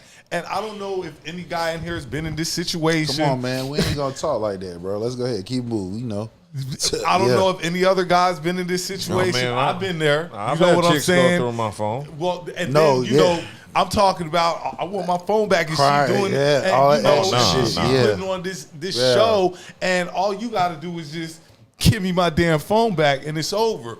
But holding on to your shit and won't let you go, but hold on your violated him. Yeah, he was violated. Tigger was violated in this situation. And the son, and I look, man. See, man, listen. I don't. I just sat right here and said the power of social media. You got son, and I just said even in the midst of danger. Instead, if you feel like that your Mr. Tigger is hurting your mama, will you put the fucking phone down and go get him off your mama? Didn't I just say it? It doesn't. This is where it was orchestrated. But this is what I'm trying to explain. People, how social media has corrupted people's minds, young and old. If your mama's in danger, why is you recording the fucking phone? Why are you recording? Instead of getting him up off your mama. Get him up off her. But you're recording. And I think that's what kind of validated Tigger. Like, you look at it like Tigger ain't doing nothing. He just won his phone. Now, I don't know what's in his phone for him to act like that. It don't even matter what's in the phone. You're right. It doesn't. But nevertheless, give the man his phone. All he asked for was his phone, which you're violating him because you got his stuff. Because it was a situation where academics posted on this post, a married man. Wife went in the bathroom. He went through phones. He sees the text messages that she's texting the nigga. He calls her. Like, yo, bro, why you, who is this? Like, you know what I'm saying? So, again, you can't be playing. We got the law here. You can't be playing with people's spouses and shit like that. Yeah, you feel what I'm saying? But just leave people stuff alone at the end of the day. But that's just all it boils down to. And also go back what I tried to say about when it comes to a black or brown person who's suspect in something. There's no proof, no video, no nothing. Merely mentioned. Who mentioned it? She did. She got on social media, had a bruised face on her eye, and she said something. And what happened? Everybody, hold on, because it's very important. What I be talking about when it comes to somebody black and somebody say something, it's mere speculation, no proof, no nothing. Niggas go in and say he did it. I'm gonna go even further than that. I'm gonna do you one up. A woman. Tears coming down. Oh, right. Look, you cook. You ain't even cook. Look, you ain't even answer the basic questions. What happened? How it happened? All you doing is who did it? You know what I'm saying? And it goes for white women, because white women are the worst, but black women too. Black women start crying. Yes. And you know what I'm saying? And you like, what is she crying for? Right. What is going on? Right. Where am I at? And now you're cooked because, like Hassan said, like you being a male, they're already going to look at you like you were the aggressor and you were in the wrong. And when we all know that he wasn't in the wrong. He just want his shit. And like I said, for somebody who's personally been through shit like that, like you just telling a woman like no. They can't accept no. You know what I'm saying? They can't accept no. And they want to take you and everything that you fucking got and hold it. You know what I'm saying? You just want your shit and go your way. And you trying to be private about the shit because you don't want your business out on social media. You don't want everybody to know because, you know, you ain't that type of person. But this nigga here don't give a fuck, gonna say whatever, do whatever, and just to know that. And the crazy part about it is just to emasculate you so you can't go nowhere. And to get to the bottom of it, how many guys, how many? Too many. How many men have been locked up doing time for shit they ain't do on DV charges that was something like this, where she was crying and she was pulling the faker on him, and now this guy's in court trying to get charges dismissed that he shouldn't even be in court for in the first place. So now you see why I go so hard when I see women bypass. If you saying somebody physically touch you, rape you, whatever the case may be, you don't press no charges, but you go in to file and get some goddamn money. I have a problem with that. Money make it all better for some reason. I have a problem with that. As you should. Because we got niggas right here, look, they doing it for free. You feel what I'm saying? So now the real ones that's really getting fucked up, that should be looked at, that's the reason why they can't go out here and say nothing, because these fraudulent bitches out here in the fucking way. Let's call it like it is. They fraudulent. And niggas need to do a lot more investigation instead of just jumping to conclusion. And then, like they said, because Tigger knew about this stuff before he got involved, but he dismissed the red flags. He let them go. I want to know how he got involved. He let them go because he knew some of the stuff people put them. She had always been like this. This wasn't nothing new, and he just I can't date a woman whose daughter is missing. Right. Nah. Like, but see, outside of that, right? You know, it's called the benefit of the doubt. Outside of that, and you don't know, you know, she played that role. You got some crazy motherfuckers out here that will play that role until that role turns on you. And yes, now exactly. you in right. I'm telling you, man. Listen, motherfuckers be like, "Well, why you ain't leave?" The nigga won't let me go. So I want to go. They won't. If I go, I gotta lose every fucking thing. And that's the other part. And that's crazy. So you know that one way or another, you're going to get. It's two options. You got when you deal with somebody like that. This is two options you facing. Either you fake that shit and you able to get out of that shit. If you can't fake it, I can't fake it. Then the option is you gonna go to jail, nigga, or you gonna lose your shit. That's it. You feel what I'm saying? So now you like, damn, how the fuck I'm gonna get my ass? And before you know it, you might make moment, go 2 steps forward, you get knocked back. Yo, I'm telling you, that's some psychopathic shit. I've been in this situation, but fortunately for me, I never had the law involved in this situation. You know what I'm saying? To make it even more. So I just think about all the men who've been caught up in fraudulent situation wasn't the situation, but yet this woman has put you out there, ruined your name, ruined your reputation, had you step away from your job, you know, could have lost your job. Right. You know what I'm saying? Place where you live at. Differently and all over something. That was a lie. She lied. Did you dirty. Yeah, I say, ladies, if your child is missing, you are to refrain from any new dick. Yeah, so I'm a little shocked at how Tigger was just moving so recklessly.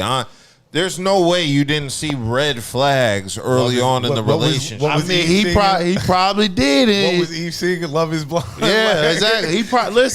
He probably did saw it, but when he saw it, it ain't that easy getting out, bro. I'm telling you, was sucking the life out of that listen, nigga. I'm telling you, nigga. I'm telling you, you got some women and men. I can't speak on men because I don't fuck with the women. They play that role, and when they get in, if they find a way to get in to where they lock themselves into where you can't simply get rid of them, then it's hard. You feel what I'm saying? Because trust me, if you know you's a broke ass nigga, right? They'll leave your ass because they ain't got nothing. He was probably trying to figure out a way to get up trying to get up out of it. He can't. Out of there. That shit is not like that. You talking about before they was married? No, I'm talking about since he been married. I'm talking about before this phone incident. He been trying to get out of that. He been trying to get out. That bitch crazy. Yeah, I'm sure. But how did he marry her in the first place? Again, That's the part I just said you got women out here that will play that role. Fake it till you make it. They'll fake it, and then when they get that, look, they the world's best liars. And then when they get in, nigga, it's hard to get rid of them. Cause you got to think now. Tig was a celebrity.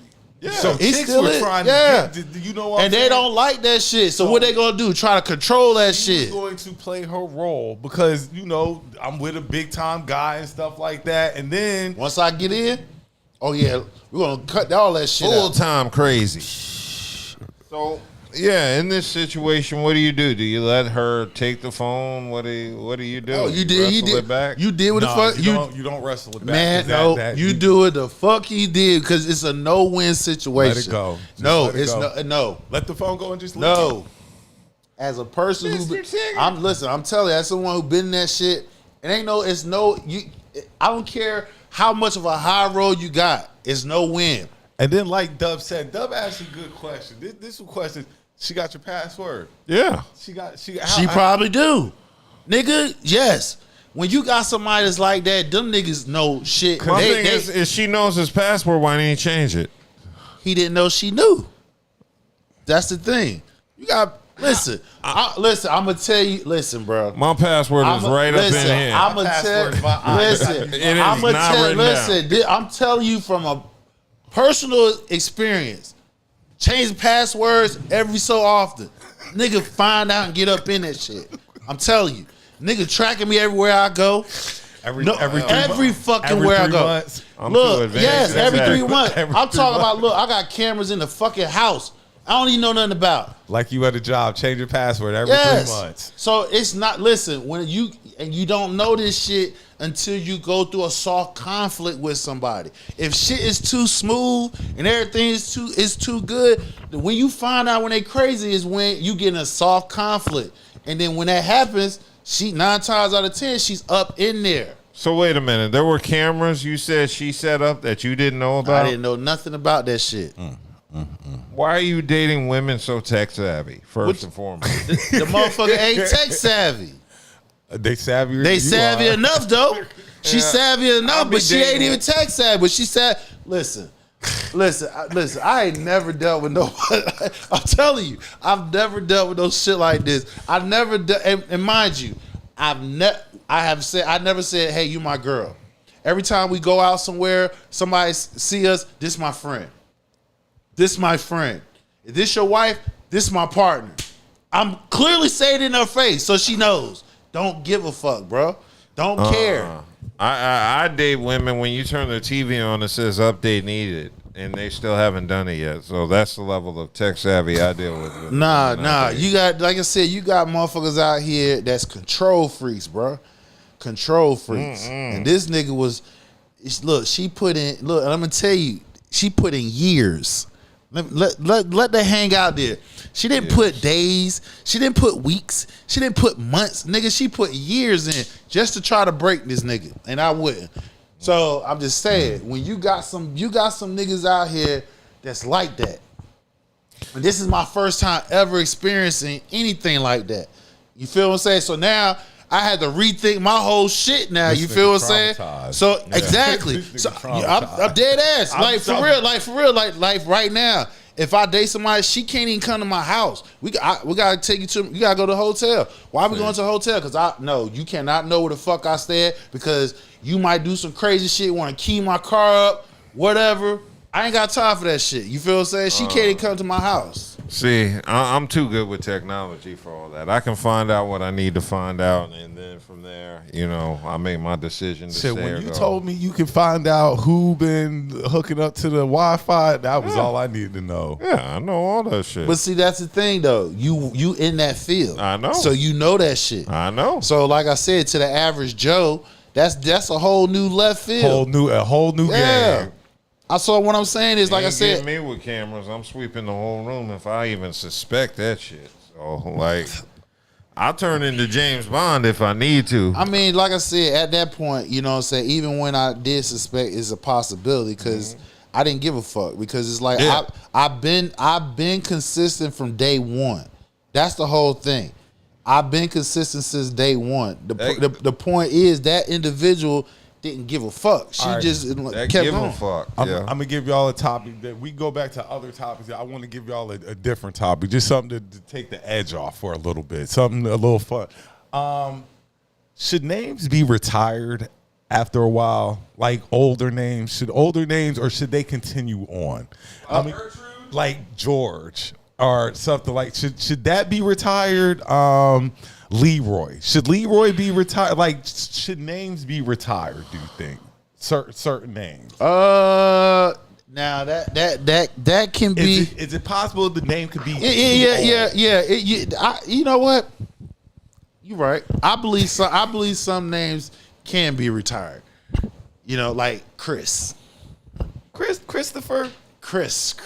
Fuck Christopher. I'm talking about a black person ain't gonna name their child Christopher. Chris. Like, that could be retired. Or James. That could be retired. You know what I'm saying? I give James probably could be retired. That could be retired. George definitely could probably be retired. I don't even know nobody. I don't know nobody who named their child George. Grady could be retired. It is retired. Nobody named their child Grady now. That is retired. It is retired. Who named their child Grady in 2026? I don't know. I'll wait. We have to look. We have to. I believe that's already retired. I was just throwing that. You think names should be retired? No. Carry on. Carry on the lineage.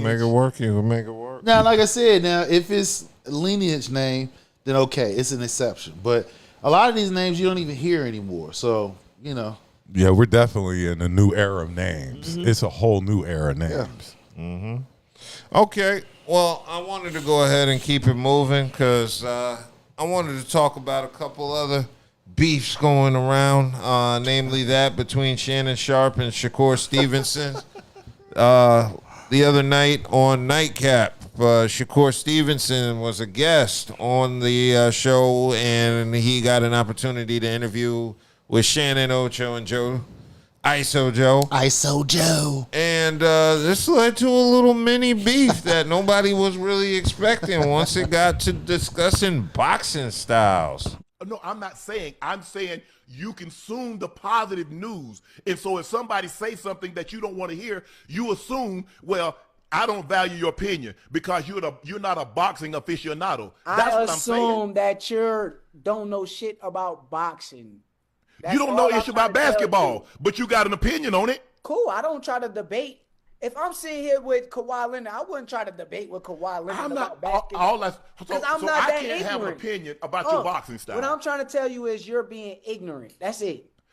I get all that. That's fine. That's fine. Hold on. You're being ignorant.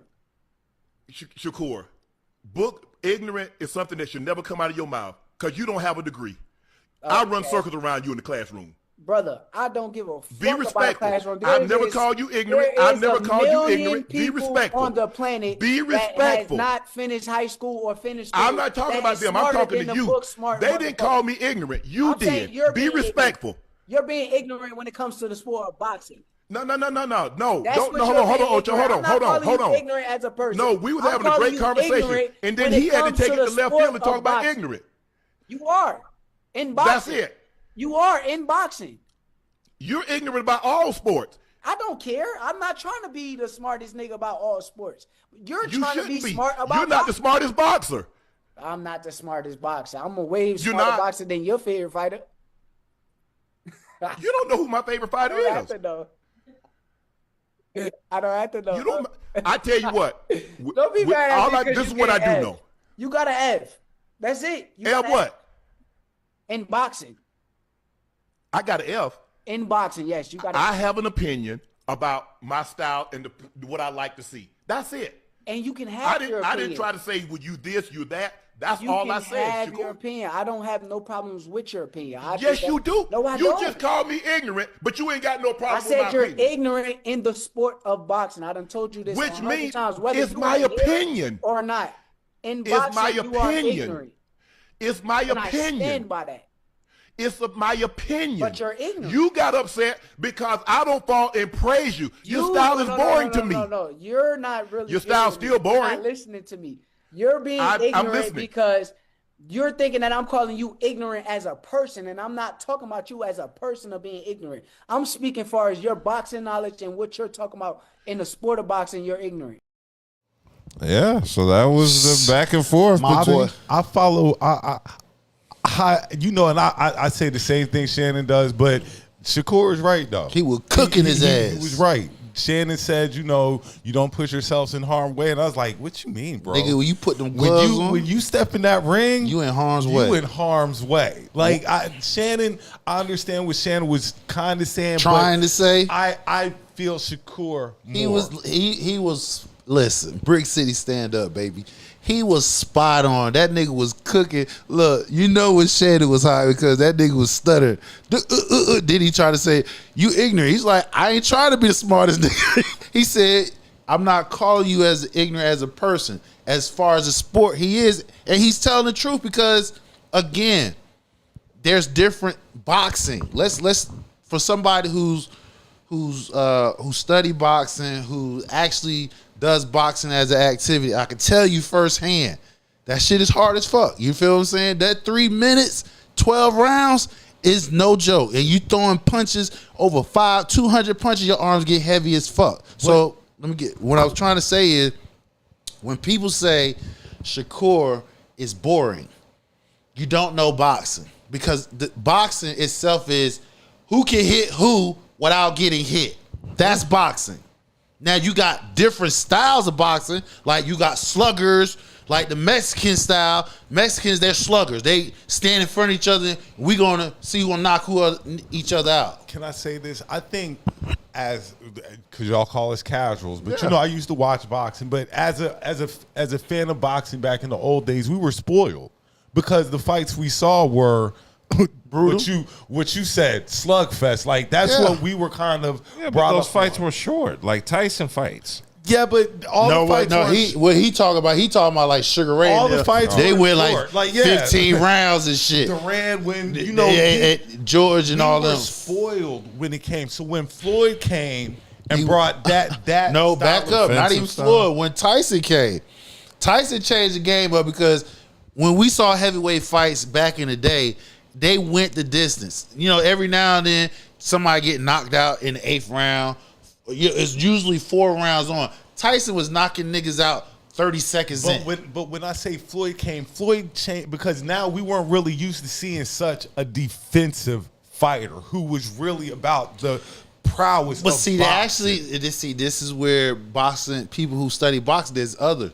Yeah. Pernell Whitaker, he was an excellent defensive boxer. But he knocked you out. Exactly, but let's go back what boxing is. Who can hit who without getting hit? Now, this is... Go ahead. No, what I was saying was the people we grew up watching, with the exception of Tyson, because Tyson was, right. But other than that, the other guys, we don't see the knockout power from Shakur like that. We know he's a great boxer. Now, listen, all the people that you talking about, right? How they are past 50 years old. They fucked up. Slur speech. So niggas is getting smart. Like, I'm not going in here and then on top of that, outside getting smart, you gotta look at the dollars that's behind this shit. You feel what I'm saying? So the money gotta make sense and your life is on the line and shit like that. So the difference is, them niggas now, like Ali and them, when they got past 50, they was mentally, physically fucked up. So niggas is not going in there getting knocked out like that unless you catch them. So now, let's go back to Shakur. I seen this man fought twice, live. This nigga can fight. Now, he don't have to knock you out. He's so his technical skills is so. Listen, he the best boxer that you just can't hit. The niggas is so you just can't hit the nigga. And when he hits you, he hits you. He's not a knockout artist, I will admit. But he said in his hands, he got brittle hands. He said that in the interview with Shannon. I got problem with my hands. But at the end of the day, it's like any sport. You gotta shut him up. And Shakur is like He's shutting him up. No. I'm saying for Shakur, like, you gotta shut Shakur up. Like Shakur said he can't be hit, and he's proven to this day that you can't hit him. Can't hit him. They thought Timo was gonna come up and then did that. What he said? He said, well, y'all thought Timo was gonna push me back. Who was pushing who back? And he beat that boy.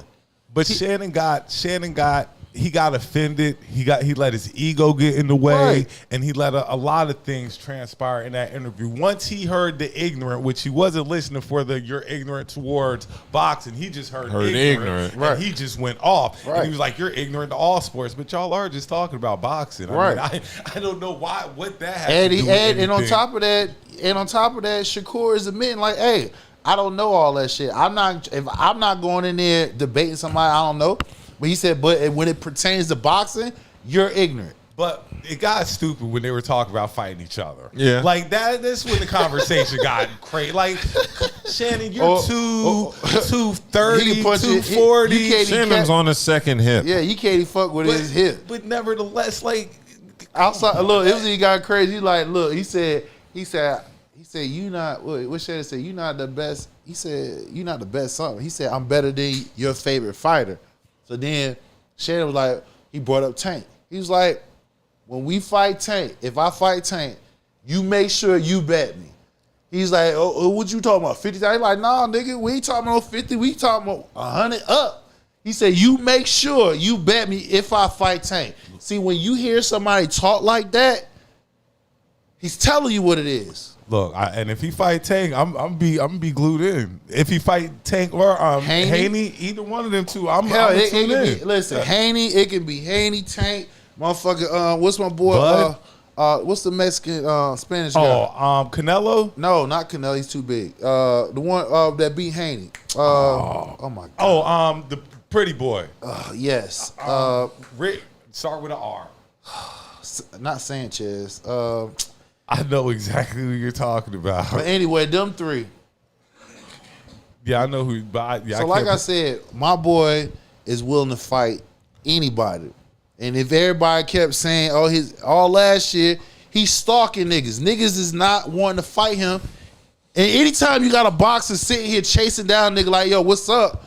They don't. Haney had a mandatory fight with his ass. He went up rank. He went up weight just to avoid his ass. Shakur needs one of those fights to put him in that, because right now he's right under them. But if Right he under get who? Right under the He ain't under Haney because Haney got he got a what? Didn't he lose to? I'm talking about kind of name wise, like he's under Tank and stuff like that. But he needs. He's not even under Tank. You know why? Because Tank hasn't fought in over a year, and so far when you talk Tank, you talking about domestic violence. He like to beat on his girl, his baby mom.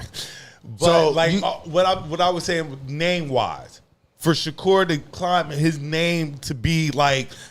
He needs one of those. He's ranked higher than everybody you talking about. When they go when it comes to pound for pound rankings, he's top 5. He's ranked higher than everybody we talking about. But he needs one to beat one of those names to Timo. When he beat Timo, when he beat his ass bad like he did in January, that proved what I already know. You feel what I'm saying? Y'all don't know. I know because like I said, I seen this man for twice. And he ain't no joke when it comes to that ring, especially when you see it live right there, down seat below, right there. I got that nigga is nice like that. And my last point was this: like taking Tyson out, we grew up in the Roy Jones era. Roy Jones was the ultimate showman. He was the ultimate show. The Prince, even though the Prince got knocked out, he was the ultimate showman. Though, you know, we were looking. So when a guy comes in and does the defensive, you can't hit him. Now we're going to the cards. We know what the decision going to be because you ain't hit him all night and stuff like that. I'm just saying we were spoiled growing up watching boxing like that. That now, like you say, there's so much money in boxing and now. they being technical about this shit. Boxers be ducking other boxers because there's money involved. Because right now, when all the legends we talk about grew up, it was okay to take a L. Now you take a L, that's almost like you got 5 or 6 losses.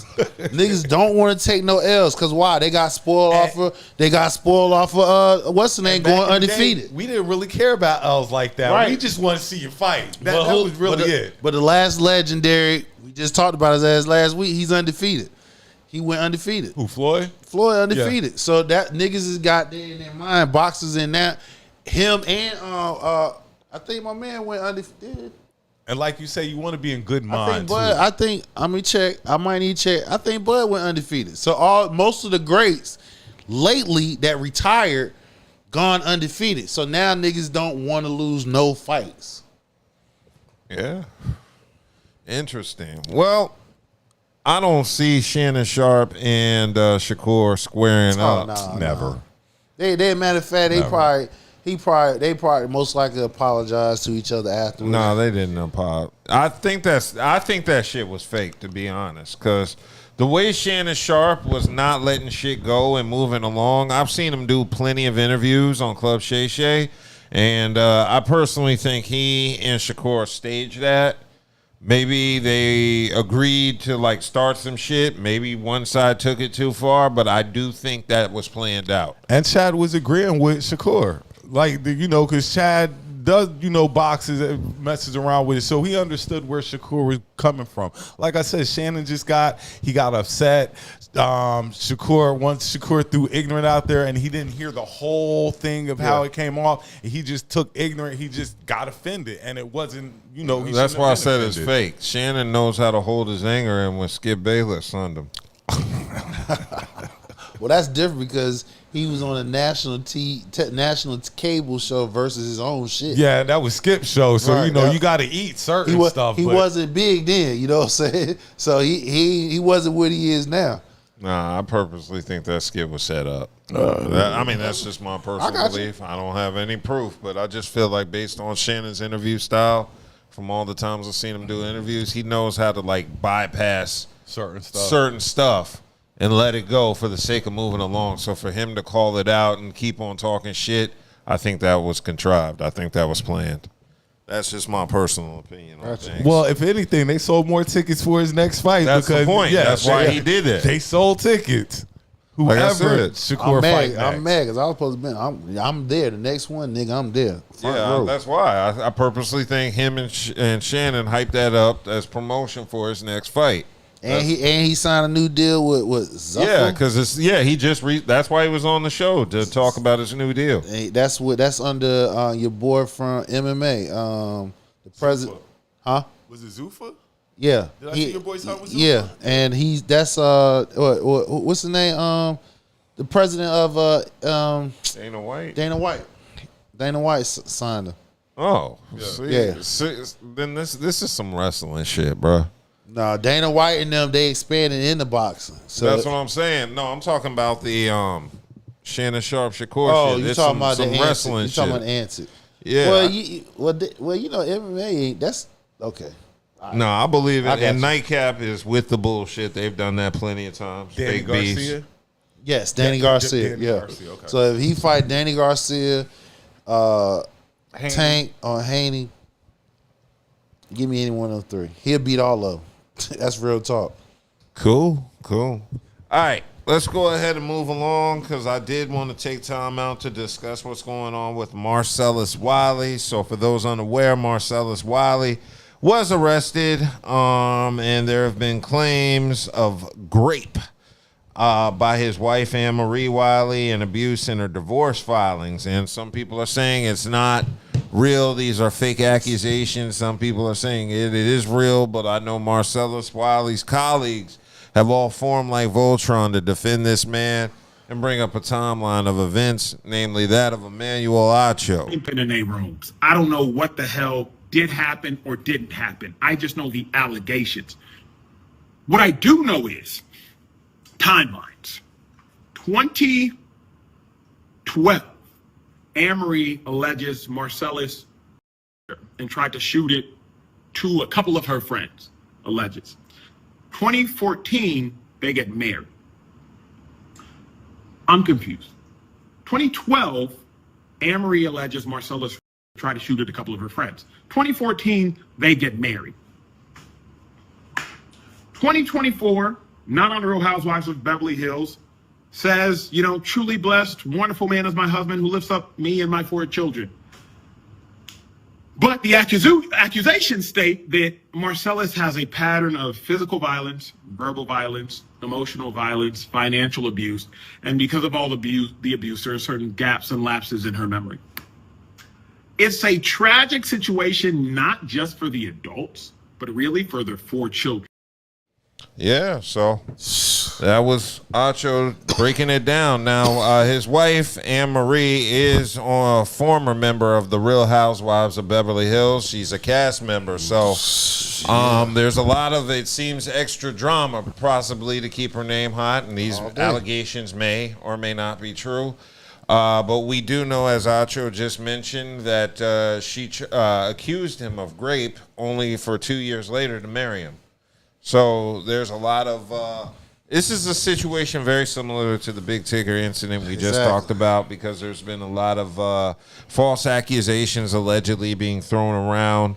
No real evidence that says otherwise, but Marcellus Wiley's been staying in some shit because apparently there's, in addition to this, there's also 6 cases of SA women have brought against him. So his name is in some shit, but I don't know in regards to this particular issue if he's guilty of it. But this is his wife who's making these accusations, saying she's been the subject of emotional and physical abuse. And you said he has how many SA? 6. And again, I have issues with that, because if he did it right, why ain't go to the police? Yeah, that is true. Why? It's so convenient when you got, and see, this is where, again, you got to be careful about this shit. And this is where I feel for the actual victims that's out there, because you got fraudulent ass broads out here doing shit that doesn't make sense. Because if he sexually assaulted you, you waited till his wife and he actually get charged. It's so easy to come behind, because now the bar is so low, because he's already been charged, so now I can come on in, jump on in, which is backdoor to get some money. You feel what I'm saying? You didn't come out on your own. You waited till some actual charge, and then the first thing you'll say, "Oh, I was scared." Well, what made you brave now? Yeah. Well, we don't know the other factors that contribute to this, but it seems like they are going through a divorce now. So they were married for 12 years, and it looks like it was due to she's filing it based on irreconcilable differences. Right. And she also requested a restraining order for domestic violence, alleging that Marcellus subjected her to a continuing and escalating pattern of physical violence, SA, verbal and emotional abuse, financial control, and intimidation. Well, word on the street is she was having an affair. Yeah. That's what word on the street is. It wouldn't surprise me. Well, I don't know. Only thing I know is these allegations are serious. And yeah, like you these said, he's got 6 other allegations. Yeah, but like I said, well. I mean, the thing about it is he been out here on the podcast doing this thing for years. And now all of a sudden, we got 7 total. Like, that don't make any sense. But the 6 that he's talking about, those just didn't come up. Those have been those have been up for a while. That just didn't pop up. So they've been up for a while, but he has never been charged. They haven't sued him, nothing. Just saying he did it. Mm-hmm. Well, now some of these charges are vague to me, or these accusations, I should say, because she's saying he exercised financial control throughout their relationship. Well, it's his money, most likely. That's what I'm saying. Like, what is financial control if he's the breadwinner and you're not? Is he what? He refused to give you money for a purse? Probably. Like, I mean, that's a very vague allegation. Right. I'll give you that. What do you mean by financial control? Because, of course, he has more money. I can't go get a new car. Like, usually, if you're married, the husband has the control over that shit based on wherever state you in. Expecting a joint bank account of some sort where he puts money in, but they both have access to it. She got money to make it from Beverly Hills Housewives. Yeah, exactly. So she. Yeah, but she ain't making that like his kind of money, though. I don't think he don't play football anymore. He doing podcasts and shit like that. So and other business adventure, you know what I'm saying? So it's different. Yeah. The thing is, it's just it sickens me and it's saddening at the same time that, again, the real victims is getting getting overshadowed behind bullshit like this. So then that makes them powerless from having the confidence to actually come out and do. We can't necessarily say this is bullshit because we don't know the whole thing. But I see what you're saying. Where other victims are. I'm going to say it. I'm going to say it's bullshit because again. It just seems so convenient that this shit just came out. You feel what I'm saying? It didn't just come out. She's filing a divorce and released this information. I'm talking outside of divorce. I'm talking about outside of divorce. She's saying that he raped her. You feel what I'm saying? So we all know when it comes to divorce, hellacious shit gonna come out because why? Money is involved in this shit. And control of the children. Exactly. So it's a lot online here. So motherfuckers gonna say some shit just to try to gain an advantage. It's a damn shame. So it is. I mean, this is what happens when you marry these housewives like Dwight Howard. Well, actually, he married her before she got on Housewives. Well, I mean, obviously she had a penchant for drama to want to be on this show. Again, Dwight Howard's wife was on this same show, and she was being messy as fuck. And now you've got this woman who's filing divorce, and now she's telling the world all this shit, because she's trying to, again, gain control. So, it's all about control. It's about control, and it's false allegations, in my opinion, because, you've never revealed any of this until you file for divorce. Right. So now we got to hear all these character flaws from somebody who has an incentive to, the judge siding with her.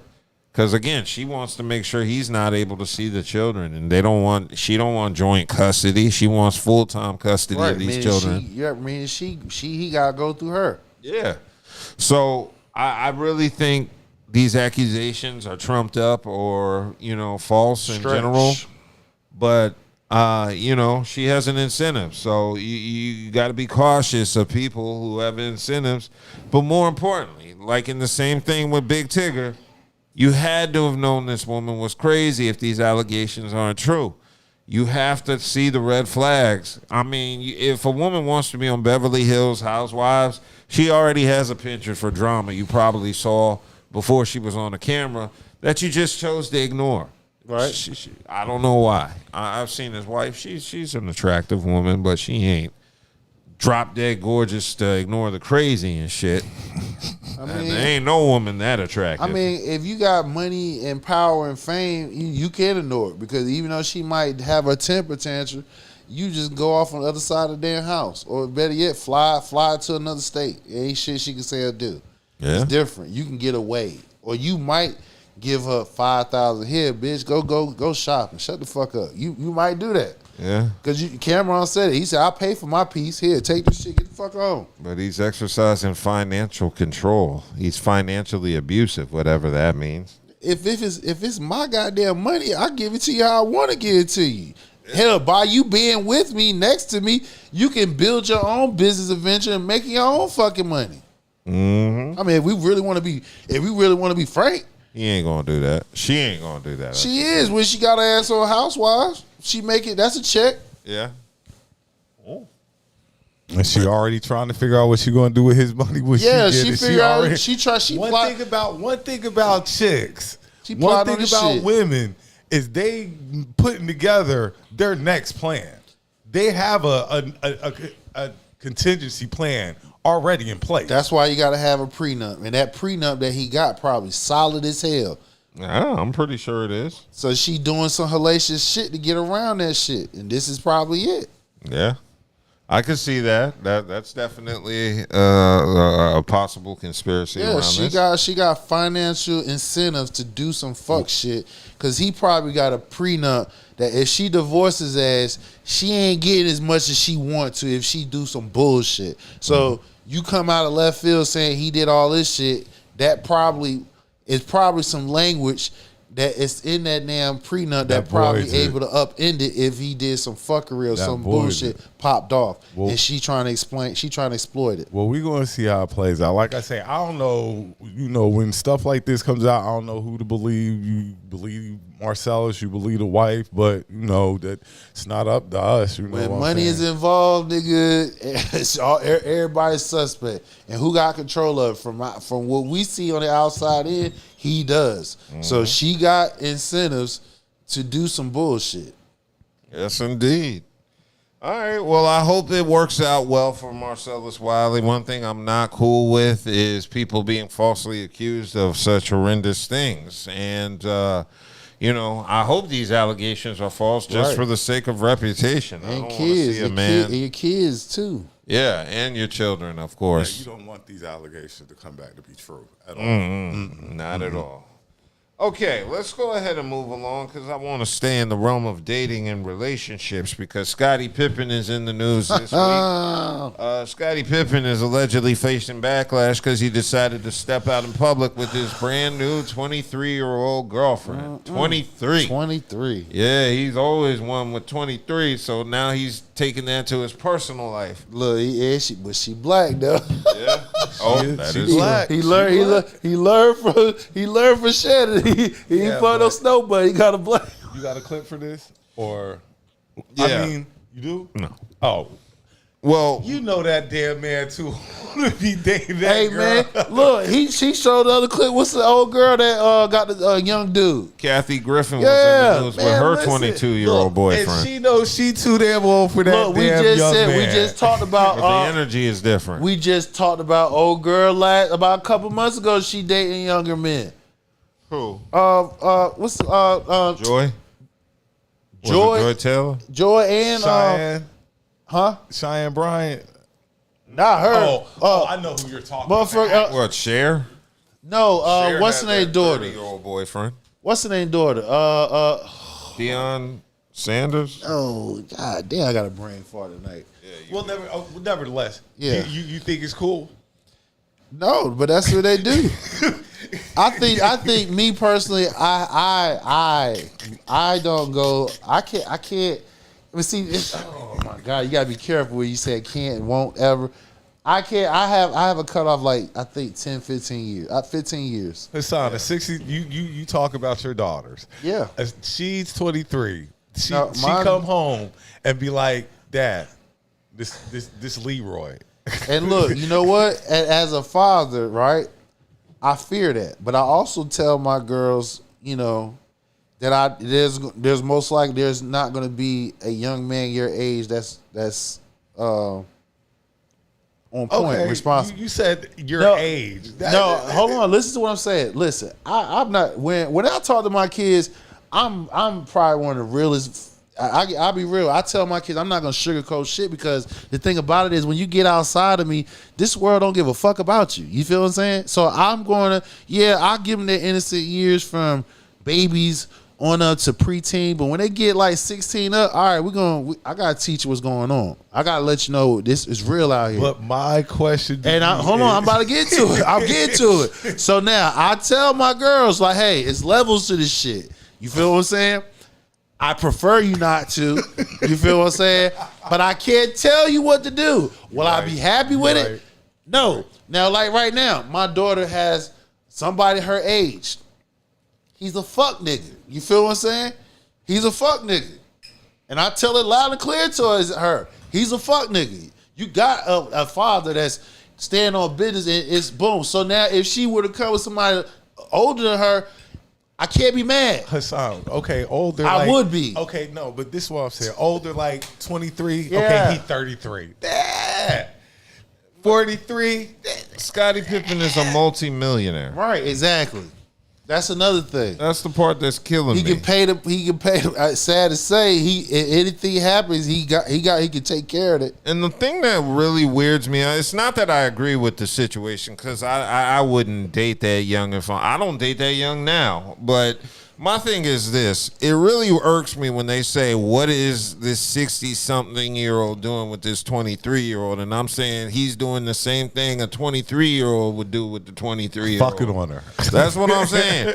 Only difference is he fucking on her, but he's exposing her to a different life that the average man won't be able to. Yeah, now I don't agree with the relationship, but I also don't agree with she's going to experience a better life with this 60-year-old multimillionaire than she would with a dude her own age, and either way she's getting fucked, so it's not like that's the part that's getting me. Well, okay, but how is she getting fucked? That's what I'm saying because Oh, yeah, okay, yeah. That's true. No, this wasn't a metaphor. Okay. She's getting a dick whether he's 60 or 23. That's true, and the only difference is one can take care of whatever responsibility, the other one can't. But this is my thing, and I play the mental card into it. Like, a 63-year-old mental and a 23-year-old mental.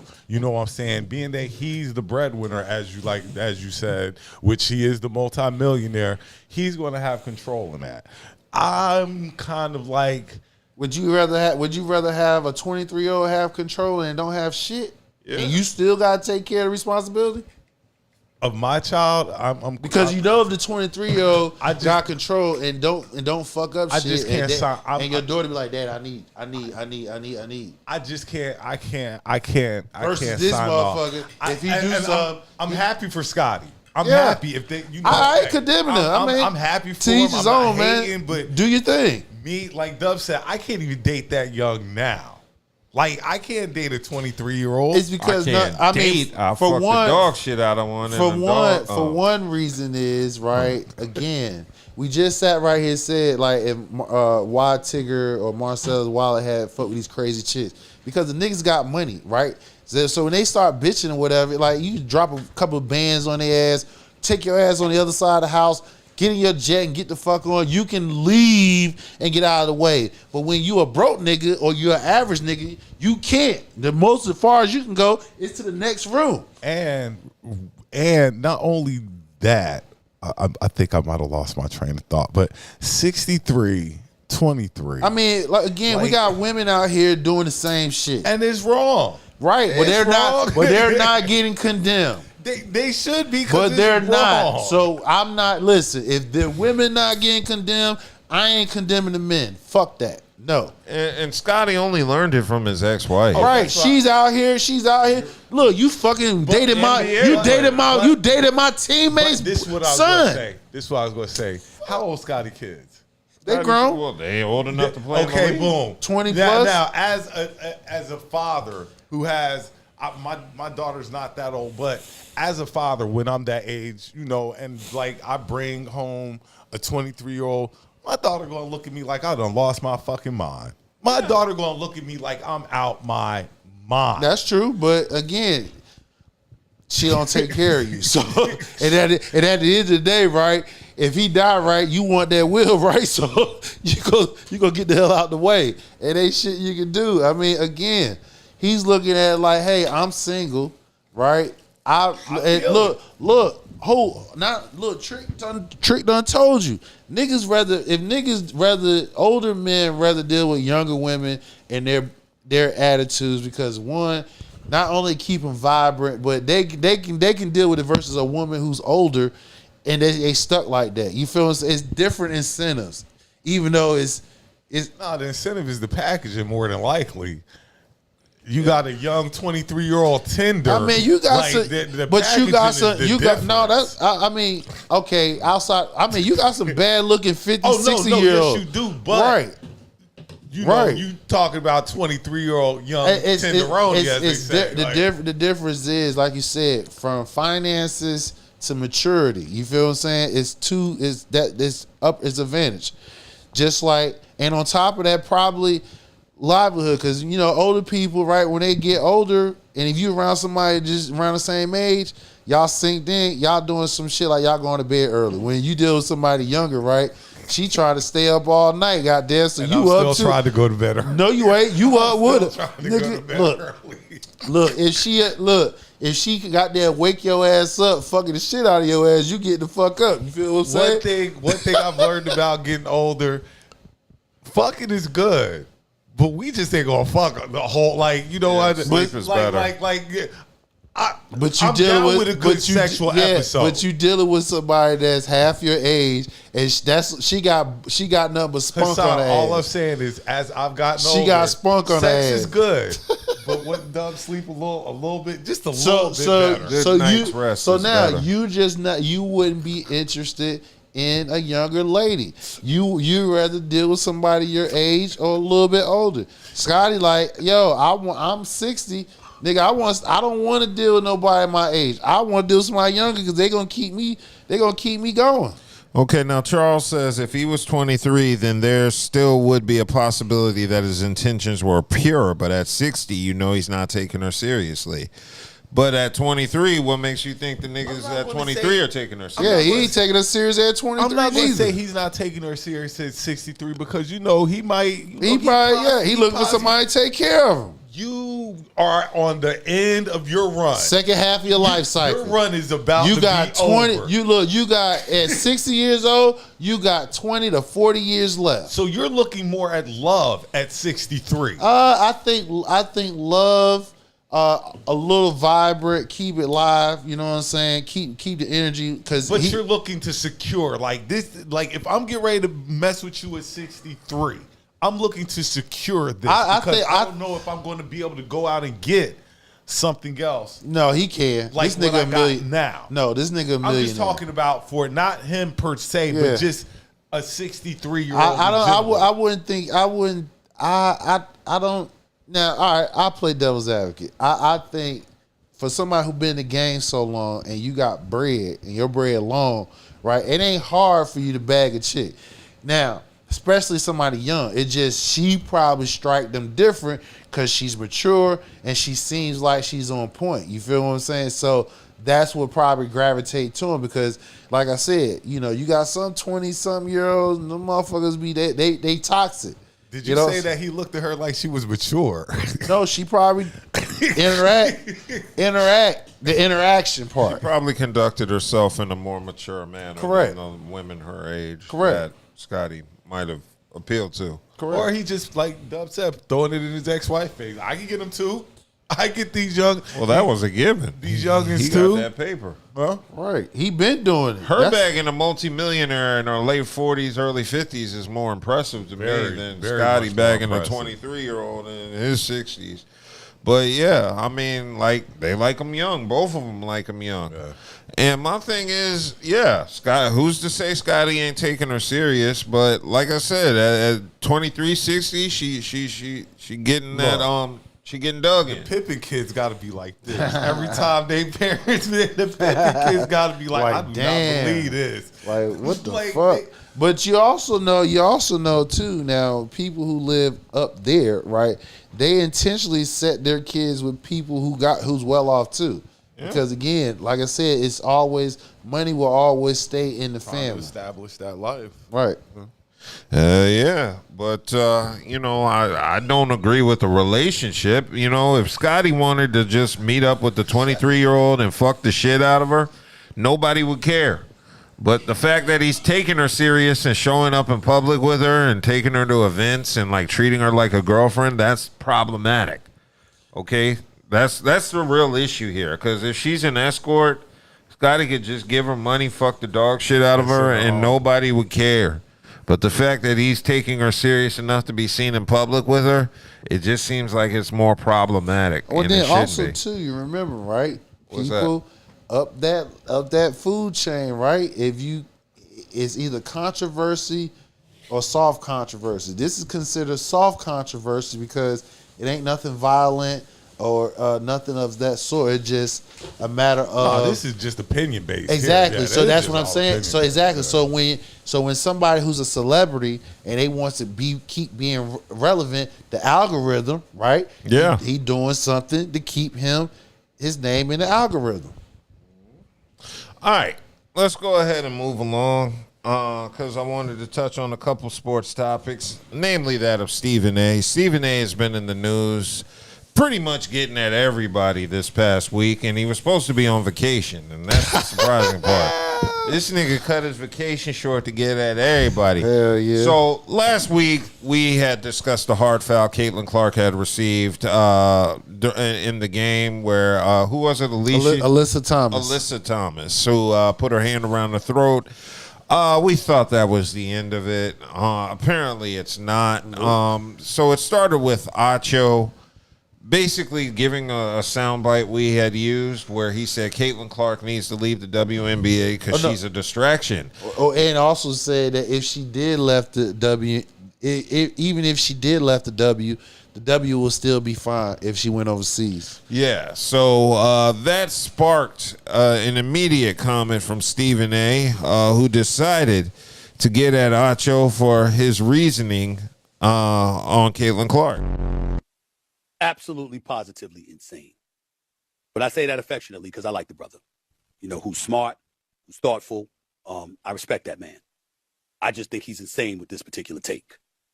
Ain't no way in hell there's a shred of accuracy or sense to what he just said. Caitlin Clark is the cash cow.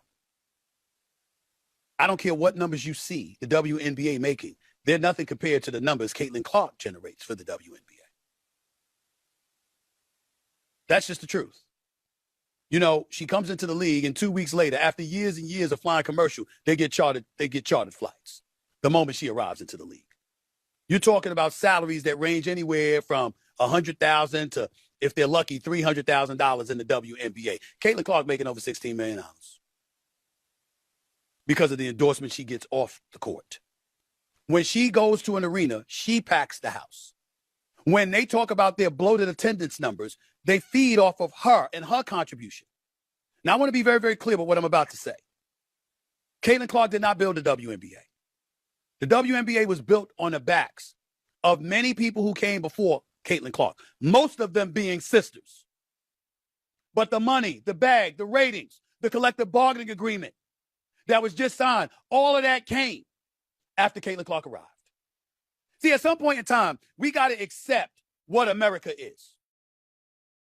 This is America. White sells. Wait till you see how much money Cooper Flagg gonna get. Don't let the Dallas Mavericks start winning. Cooper Flagg is his last name. American flag as the backdrop with that brother's skill set. And him being white don't hurt. It doesn't hurt.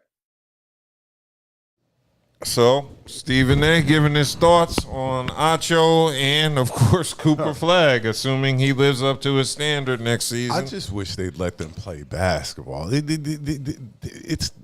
take this game. They're ruining the dub. They are ruining the dub. Like they really are. Like they just take basketball. They're off bringing the more court. attention. Bring more attention. Yeah. Because Is it attention or scrutiny? No, it's attention. It's attention. It's attention. Scrutiny is attention. Right. Controversy sells. Mm-hmm. So it's so this and see this is why I don't like about this narrative, because nobody heard about Caitlin Clark until Angel Reese and the LSU Tigers whooped her ass, and Angel Reese did this "you can't see me" in her face. That right there put Caitlin Clark on the map. And I'm gonna say this affectionately, because you know why? When she was mentioned about to break the women's all-time scoring record, all you fucking casuals did not even think about Caitlin Clark, was not even talking about Caitlin Clark up until that championship game, LSU and Iowa, and Angel Reese and them put that ass whooping on her. That's what pushed Caitlin Clark to where she at. Y'all didn't even pay attention to her game. None of that shit. And I know this because I watch sports in sports centers, and I knew how they was talking about her, how they was covering her throughout the whole college season. She didn't get thrust until that controversy. But certain things turn you into fans. Like certain moments make you a fan of a player. You don't know about a player until they might do something that be like, you know what? I kind of do like that player. But see, in this case, it was racial, black and white. I mean, I think that does play in with Caitlin, of course, but I think a lot of some of it also plays into the girl can hoop. Like the girl can hoop. That's the problem. Everybody who's supposed to be her fan, they didn't give a fuck that she could hoop. I just said up until the championship game, they didn't know nothing about her. Yeah, they didn't. But that brought her to the light. What brought her? That's like when you look at men's basketball and you didn't know about certain players until they came until their moment. Not saying that, I hate the race. The race is sorry, but that's what it was. That's what it was. But she's from Heart of Iowa, and that's cool. But at the spur of the moment, I just don't. The girl. What Boomer Esiason said. I think she gets too much praise. I think she gets too much criticism. I think Angel gets too much praise. I think Angel gets too much criticism. I don't think you let the girls ball like they wanna. Like I think it was stupid with the fist to the throat thing. Yeah, that was dumb. We've all done dumb stuff on the court and stuff like that. You know what I'm saying? But to blow it up to this magnitude, because it's race. Because when it was a black on black, we just said in the same week, Brittany Griner clothesline Angel Reese. Nobody say shit. As a matter of fact, I just said it last week, Caitlin Clark fans was cheering the shit on. You feel what I'm saying? I saw the game between Phoenix and Indiana Fever. Both times it was chippy. That's when Sophia Cunningham from the Fever started doing this, pointing. And we all know as black people, when you point at somebody, that's fighting words. You feel what I'm saying? She was going around pointing at him. So you already knew. They knew the game was going to be chippy because they played 4 days later. 3 or 4 days later. So what I'm saying is, I'm sorry. No, I'm not fucking sorry. We cannot tap dance around this shit like race doesn't play in the shit. It does. And that's what thrust Caitlin Clark into the limelight she is. And like he said, white do sells. And we do know for every time blacks have any type of progression of success, you got white cries coming behind that shit. But because of her success, what success? She lost. Hold on. What you mean? Okay, everybody doesn't win. There's a bunch of chicks in the dub So who haven't won right. shit, So what I'm but saying, are praised. so what I'm saying is the praise that she's getting as if she won. She hasn't won nothing. Every time we saw her, she lost on the big stage. She can be the favorite player. You know who gets praised like that, but hasn't won shit, but always gets praised, different sport? Justin Herbert. Justin Herbert is heralded. Justin Herbert ain't done shit, but he's heralded as one of the best QBs in the NFL. Justin Herbert gets. He ain't done He shit. getting smoked. Justin Herbert gets smoked. But what I'm saying He's is not. this. Hold on. I'm going to count. Justin Herbert is not getting praised to where he's getting praised over the likes of Patrick Mahomes and them. But hold on. She's getting praised over the likes of Asia Wilson. And that's what people have problem with. But see, this is my thing. And I, like you said, I like you play devil's advocate. I see it from a perspective of, what about the little white girls who want to play ball? Nothing wrong with. Let me finish. Okay, go ahead. The little white girls who want to play ball, they see Caitlyn, and now they like Caitlyn. Well, I can't say, because, it's racist and stuff like that, but they just see somebody that looks like them that can ball. So what happened they want to partake So in what it. happened to the likes of Sabrina Ionescu or Paige Buckner? I'm not saying Sue Bird. I mean, nigga, we got countless They of all white. got fans, we got but I'm countless just of. saying. Hold on, I'm going along with what you're saying. So if you're taking that narrative, right? We got examples of excellent white basketball players already doing it, and better than her. But at her, and it's kind of crazy to say peak because I don't think she's real. But at her time when she was balling. When she was in college, her junior and senior year, she balled out of control. I never said none of that. She has an offense. She has an offensive prowess. She can score 30 feet out. I get that. Not taking that from her.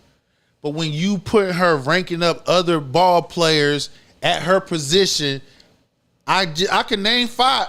It's Olivia Miles, Rookie of the Year, like I told y'all from the beginning.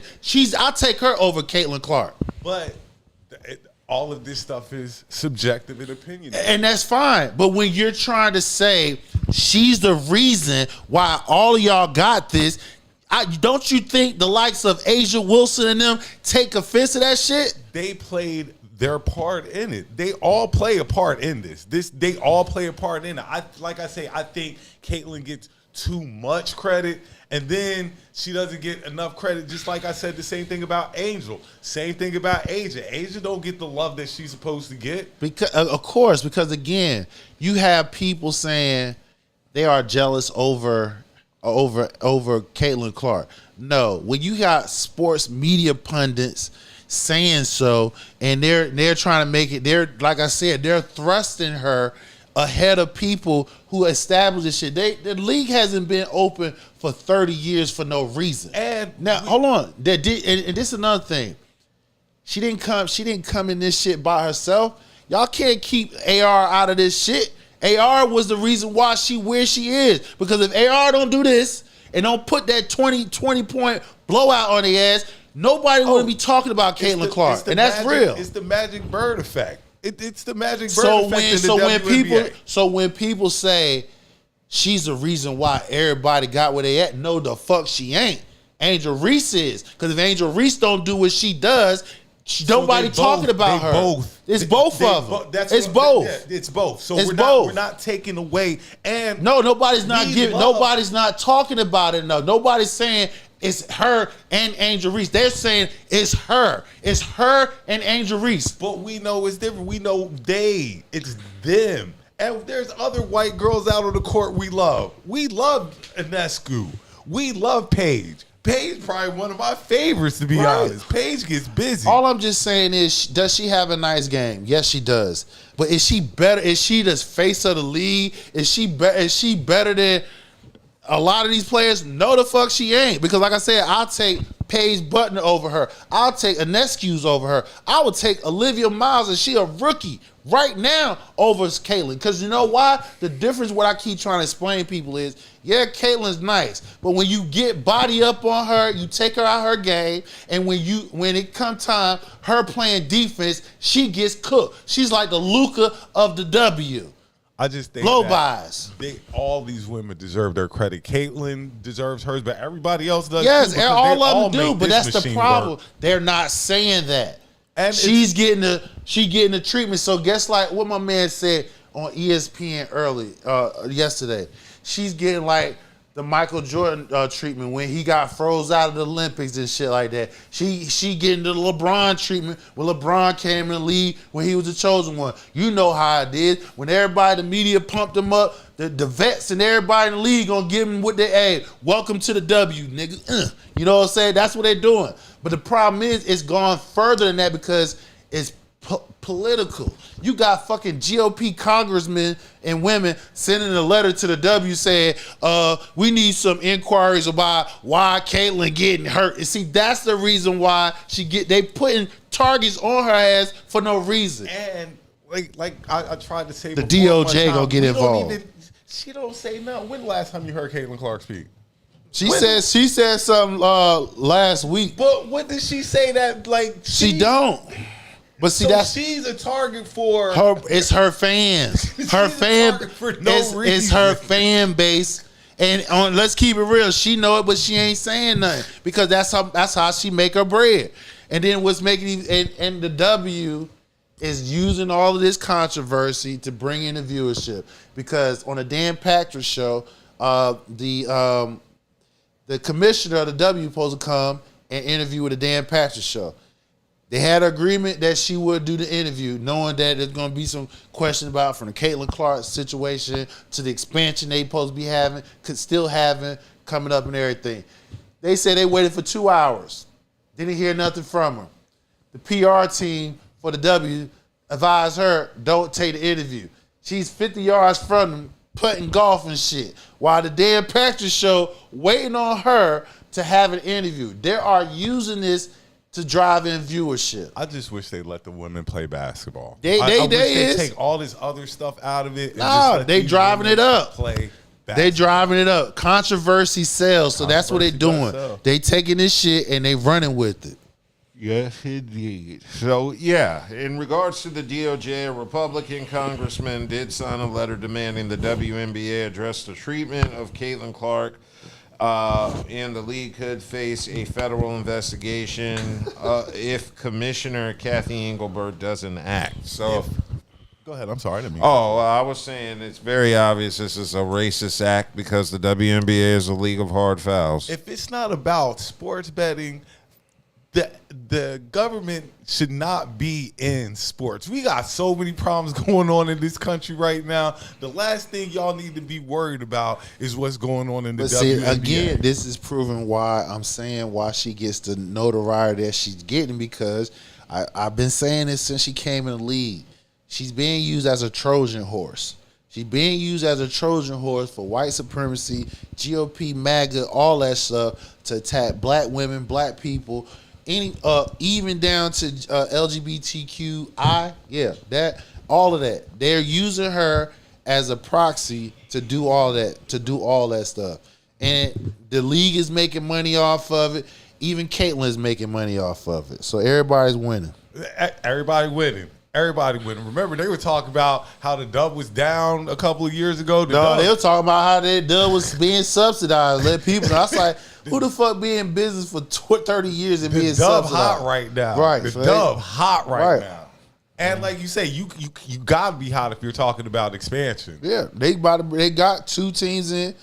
They got one last year. They got one in this Portland and Toronto. And they got a couple more coming in next year. Yes, indeed. So it's going to be a very busy season for the WNBA next season, as they're going to be welcoming all these new expansion teams. I look forward to seeing it. So, yeah. I'll be tuning in the games. You know, I'll be looking at it and stuff like that. I definitely I tune in on the Fever game, especially because, like I said, I like to see. So when I talk, I don't be just talking off the top of my head. And you seeing Raven out there? Yeah, she doing her thing. She busy, balling. though. All the Gamecocks and UConn, they doing their thing. Shout out Ravens. Yeah. No doubt. Okay, well, y'all got anything else to touch on? Okay, cool. Well, it was a good 2 hours and 34. I do have this. The United States is out the World Cup, as we know. Donald Trump need to stay out of certain stuff. I told he you. He need to stay out of certain stuff. Every time he touch shit, it turns to fire. I think we might have won if that boy hadn't played. Exactly, because look, we said, they was like, don't come to the next game, right? Come to the next game, they lose. One of the strikers, black guy striker, got the red car. Balgoon? Yeah, got the red car. He called the FIFA like, hey, what's up with that? FIFA done. Oh no, he good. He good. Come back and play. They get out there. They play like trash. Like we don't know how to play soccer. Poliski, the one Pulisic. He trash. Most overhyped player again, sir. Football. See, this is what I keep saying, man. They the great white heights, man. The goalie went to go kick the ball and kick the ground. In the back of the right. So again, our soccer is, let's call it like it is. It's butt. And the reason being is we don't start young enough. No, that shit is expensive. It is, but we don't start young enough. No, they do. They had I watched the FIFA commentary and stuff like that, and to be an elite football player, aka here soccer, you gotta get like AAU teams, basketball and shit like that. Doing that shit is expensive. And that's our thing. No, our biggest problem with soccer is our best athletes play every other sport. That's not the outside of that though. It's how much it costs. It costs more than all the sports we talking about. Football, basketball, baseball, soccer costs more than all that shit. But what I'm saying is this: because kids, younger kids, especially kids in underprivileged areas, stuff like that. You know what I'm saying? We're looking at football and basketball. We ain't really studying soccer. Our football and basketball, those are where we, train and stuff like that. If they put in the same time into soccer, which I don't. It costs too much. The money that you would put in soccer, right, for one person, you can then put 5 people in a football team. Yeah, real talk. And we talking about going to top end camps. Doing the traveling. The money that it costs to fund your kid to be in soccer and for them to groom into a elite soccer player, that shit is about as high as going to college. But what I'm saying is, what are our top sports? Football, basketball, soccer, baseball. Okay, and then hockey come up behind that. Okay, those are our top sports. Other countries' top sports are soccer because they got that. Because over there, they have the means and a way to make sure that they get the best players out there. So if their top sport is soccer, that means that they are more engulfed in soccer, like how we're engulfed in basketball and football. And then on top of that too, we live in a capitalist country. So whereas we can pay, I just told you it's expensive over here to put a kid through all that, the traveling team, AAU soccer league, is more expensive versus basketball, baseball, football, and stuff like that. So over there and overseas in other nations, they make it. Some is country sponsor. You know what I'm saying? That the country invests in this shit. Over here, it's a money opportunity. So any way you can make some money out of it, they're gonna do that. And just to touch back on the topic from earlier, Caleb Davis. What's Caleb's last name? The kid from UNC. He is a monster. AJ will probably be the best out of them, but Caleb probably going to be rookie of the year. I think. I know you said I think Boozer be because I think Caleb's going to have a little bit more especially after the way he showed out the other night. Well, it'll be a good rookie season. This rookie class here is the top 5. What was A-Cuff? A-Cuff was top 10. Well, the top 10 rookies, especially the top 4, they're going to be something to watch this year. The NBA going to be popping. Okay, are you more excited for NBA or football? Football, NBA. man. No. Yeah. Of course he gonna say it. Football, nigga. Football. We got our new installed defense. Football. Yeah. I mean, we gotta. Hey, like I said, my team ain't gonna win no chip, but I got both my teams should be decent this year. That's what I'm looking forward to. Look, we appreciate y'all checking in with us tonight. W, got anything else, brother? Nah, if you made it this far, like, comment, subscribe, share. YouTube, baby, we less than 1,500. Come on, we gotta get that 10K. No drinking and driving tonight. Be safe. Peace.